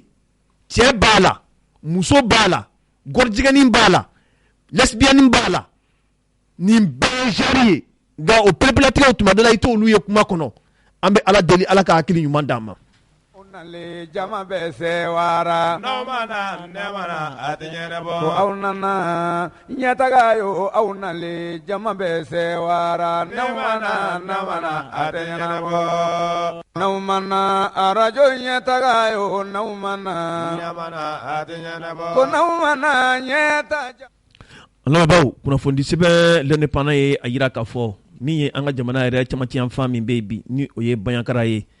Baɲakara ye yɔrɔ min ni ale yɛrɛ bɛ Mopti mara yɛrɛ kɔnɔna na a yɛrɛ la k'a fɔ an bɛ waati min na i ko sisan maaw kɔni bɛ ka bɔnɛ u ni na bi lakanabaliya o ye a sababu ye wa maa caman bɛ yen olu yɛrɛ nana jogin wulikajɔ minnu kɛra papalikɛlaw yɛrɛ fɛ maaw bololafɛnw olu fana nana tiɲɛ k'u jeni kunnafoni sɛbɛn ka lakali la a ye a jira k'a fɔ wulikajɔ kɛbaw u ye wulikajɔ kɛ ka ɲɛsin Baɲankara yɛrɛ mara kɔnɔna ma ka bɛn ni novembre kalo tile 30 tɛmɛnen ye a yɛrɛla k'a fɔ nin kɔni kɛra fɛn ye fɛn min ni a kɛra su caman kɔni ye min ye donsolakaw ye ani papalikɛlaw olu kɔni karila ɲɔgɔn na papalikɛla minnu bɛ yen n'u b'a wele k'a fɔ Katiba de Masina olu de ka munumunu salo ka bon ni yɔrɔ kɔfɔlen ninnu na kosɛbɛ yɔrɔ min bɛ yen n'u b'a wele k'a fɔ Jiko Bombo yɔrɔ min ni ale bɛ sɔrɔ Baɲankara o yɛrɛ mara kɔnɔ Mopti o région kɔnɔna na a yɛrɛ k'a fɔ nin kɔni kɛra wulikajɔ ye kirikara waati ca min ye donsolakaw ani papalikɛlaw ye wa su caman nana bɔ nin kɛlɛ in yɛrɛ senfɛ nka kunnafoni sɛbɛn y'a jira k'a fɔ fo ka taa fɔ bi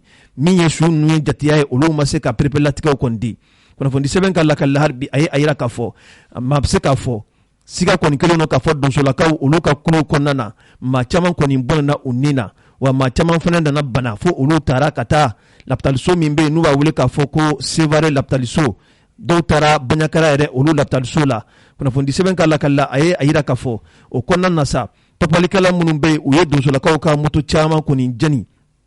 wa u ye dɔw fana ta ka taa n'u ye u bolola marifa minnu bɛ yen u y'olu fana ta ka taa n'u ye u fɛ kunnafoni sɛbɛn ka lakali la bi a ye a jira k'a fɔ a ko a bɛ waati janbɔ bi ni munumunu salo kɔni bɛ ka kɛ ni a bɛ wolo kɛlɛ min ni o bɛ sɔrɔ donsolakaw ani papalikɛlaw ni ɲɔgɔn cɛ la kunnafoni sɛbɛn hali bi a y'a jira k'a fɔ hakililajigi la ka kɛɲɛ ni novembre kalo tile 25 tɛmɛnen ye min ye donsolakaw olu ka sigiyɔrɔ dɔ tun bɛ u bɛ fɛn wele faransikan na ko checkpoint Dana Amasago ale yɛrɛ tun sigilen bɛ nin yɔrɔ ninnu na Carrefour do ka bɛn yɔrɔ la yɔrɔ min n'u b'a wele k'a fɔ ko Songo kunnafoni sɛbɛn ka lakali la a yɛrɛla k'a fɔ nin papalikɛla ninnu ye wulikajɔ kɛ ka taa dankariwalew kɔni ta ka ɲɛsin donsolakaw kɔni ma a kɛra sababu ye a ko kɔni gɛlɛyara kosɛbɛ hali n'a sɔrɔla k'a fɔ ni kuma ninnu perepelatigiw ma se ka bɔ ka bi maa joli de bɔnna u ni na a yɛrɛla k'a fɔ papalikɛla ninnu ka laɲini ye mun ye bi o de k'a fɔ maa o maa bɛ yen sigidugu bɛ yen ni i ma ko ta olu ka dabada ma u bɛ laɲini minnu kɛ ni o ye k'a fɔ musow ka se ka burumusi don maaw ka jaga di u ma donsolakaw olu ka se ka maramafɛnw kɔni bila ni maa o maa y'i ban o ma u bɛ ka wulikajɔ kɛ bi ka ɲɛsin olu tigilamɔgɔw kɔni ma cogo jumɛn na u bɛ se ka u bɔnɛ u ni na wa a yɛrɛla k'a fɔ hali ni ye jateminɛ kɛ sira yɛrɛ la maaw bɛ tɛmɛ sira minnu fɛ ni o ye pɔn ye u bɛ taa fɔlɔ balanin don olu de la ka taa olu fana bɛɛ lajɛlen tiɲɛ cogoya jumɛn na maaw bɛ se ka gɛlɛyaw sɔrɔ tɛmɛsiraw kɔni fɛ kunnafoni sɛbɛn ka lakali hali bi a ye a jira k'a fɔ nin kɔni kɛlen don gɛlɛyaba ye bi don n'a nataw la ni jamana faamaw ma wulikajɔ kɛ a bɛ se ka wɔrɔ ko wɛrɛ la kunnafoni sɛbɛn hali bi a ye a jira k'a fɔ o de kɔnɔna na sa min ye Dana Amasago olu ka kumalasela dɔ ye wala n k'a fɔ u ka ɲɛmaa ye n'o ye Yusufu Toloba ye ale kɔni ye kunnafoni kɔni bɔ ka bin ka ɲɛsin an balima filalakaw ma k'a jira k'a fɔ u ka sabali ka bɛn ani keleya u bɛ se ka sabati cogoya min na nin yɔrɔ kofɔlɔ ninnu na kɛrɛnkɛrɛnnenya la min ye Douentza mara ye ani Baɲankara mara ani Bankasi mara cɛkafɔ bɛ se ka bɛn maaw ni ɲɔgɔn cɛ cogoya min na nin kɛra ale ka kumaw ye nka an bɛ waati min na i ko sisan maaw kɔni sigilen bɛ bi u t'a dɔn u b'a kɛ cogoya min na a kɛra sababu ye maa caman kɔni ye sigiyɔrɔw bila ka taa kɛ dugu wɛrɛ denw kɔni ye kunnafoni an ye a sɔrɔ sɛbɛn min kɔnɔ u k'a ma ko l'indépendant kunun dɔ don n'aw mana ko n'aw mana arajo ɲɛtaga la n'aw mana an lamɛnbaaw o l'indépendant kelen y'a jira k'a fɔ ka kɛɲɛ ni an ka finisigilaka minnu bɛ yen ni o ye premier arrondissement maaw ye olu ka wulikajɔ senfɛ a nana wolo fɛn na fɛn min n'u ye tɛgɛ kɛ marifakisɛw ni marifa dɔw yɛrɛ kan kunnafoni sɛbɛn ka lakali la a ko Bamakɔ sugu fiyɛ bonba yɛrɛ min ye polisilakaw olu tɔgɔla yɔrɔ dɔ bɛ yen n'u b'a wele k'a fɔ ko poste de police du marché a yɛrɛla k'a fɔ olu ka wulikajɔ senfɛ u nana maa dɔw kɔni k'olu minɛ k'u dalakanw lamɛn kunnafoni sɛbɛn ye a jira k'a fɔ commissariat min bɛ yen n'u b'a wele k'a fɔ premier arrondissement olu ka bolofara dɔ de ye nin yɔrɔ kofɔlen in ye a ɲɛmaa yɛrɛ n'o ye Abdramane Mayiga ye ka kɛɲɛ sa min ye novembre kalo tile 26 tɛmɛnen ye wulikajɔ kɔni nana kɛ ni maa kofɔlen ninnu kɔni fɛ min ye kɛlɛkɛ minanw ye kɛlɛkɛ marifaw olu nana sɔrɔ maa dɔw bolo maa 2 bɔɲɔgɔnko u tun bɛ moto la moto minnu n'u b'a wele k'a fɔ X1 kunnafoni sɛbɛn ka lakali la a ye a jira k'a fɔ a dɔ la sa ni kɛlɛkɛ marifa ninnu u tun bɛ ka taa de ka taa ɲɛsin an ka jamana yɛrɛ a camancɛya fan kɔni ma kunnafoni sɛbɛn ye a jira k'a fɔ ka kɛɲɛ sa ni polisilakaw olu ka wulikajɔ ye ka bɛn ni nɛgɛ kaɲa 15 novembre kalo tile 26 u nana ni maa kɔfɔlɔ ninnu kɔni minɛ ka se k'u dalakanw lamɛn a yɛrɛla k'a fɔ u ka sakiw yɛrɛ kɔnɔna na min tun ye maranfaw ye olu tun b'a kɔnɔ ani kɛrɛkɛ kisɛw olu caman tun bɛ a kɔnɔna na u bɛ fɛn wele faransikan na ko paiement de fabrication tchèque o tun bɛ a kɔnɔ ka fara min ye cartouches caman kɔni kan ka fara fɛn caman wɛrɛ kan i n'a fɔ pistolet automatique PA olu fana tun bɛ a kɔnɔna na nka a yirala k'a fɔ ni maa kofɔlen ninnu olu kɔni dɔla kelen ye perepelatigɛw di ka yira k'a fɔ olu ye donsolakaw de u kɔni bɛ nin kɛ de sa u yɛrɛ ka ɲɛmaw de b'o bila la ka na nin fɛn sugu ninnu ta Bamakɔ yan nɔ ka a kunda min ye jamana yɛrɛ camancɛya fan kɔni fɛ ne tɛ u y'a yira k'a fɔ olu tɛ banbanci kɔni ye wa a yirala k'a fɔ wari min yɛrɛ tun b'u kun nin sanni yɛrɛ la a bɛ t'i jɔ fo 100 bɔɲɔgɔnko na ka se ka nin fɛn ninnu san kunnafoni sɛbɛn a yira k'a fɔ hali u minɛnen kɔ sɛgɛsɛgɛli kɔni fanga nana bonya k'a yira k'a fɔ jɔn de bɛ sanni feere k'u ma u ye maa dɔw yɛrɛ tɔgɔw kɔni fɔ k'a fɔ u bɛ taa sanni feere kɛ olu de bolo olu tɔgɔla kumaw kɔni fɔlen kɔ min ye polisilakaw ye u ye wulikajɔ kɛ bi ka taa nin maa kofɔlen ninnu fana nɔfɛ sɛgɛsɛgɛliw olu bɛ senna don n'a nataw la a ko a bɛna taa bila kiiri tigilamɔgɔw olu ka bolo ka kunnafoni an y'a sɔrɔ sɛbɛn min kɔnɔ u k'a ma ko l'indépendant. Kulubali i ka teli bi dɛ yanni min. n bɛ taa agence Koba voyage la. Koba voyage wa. awɔ o tuma na e ma kibaruya duman sɔrɔ wa. kibaruya duman jumɛn. n balimakɛ.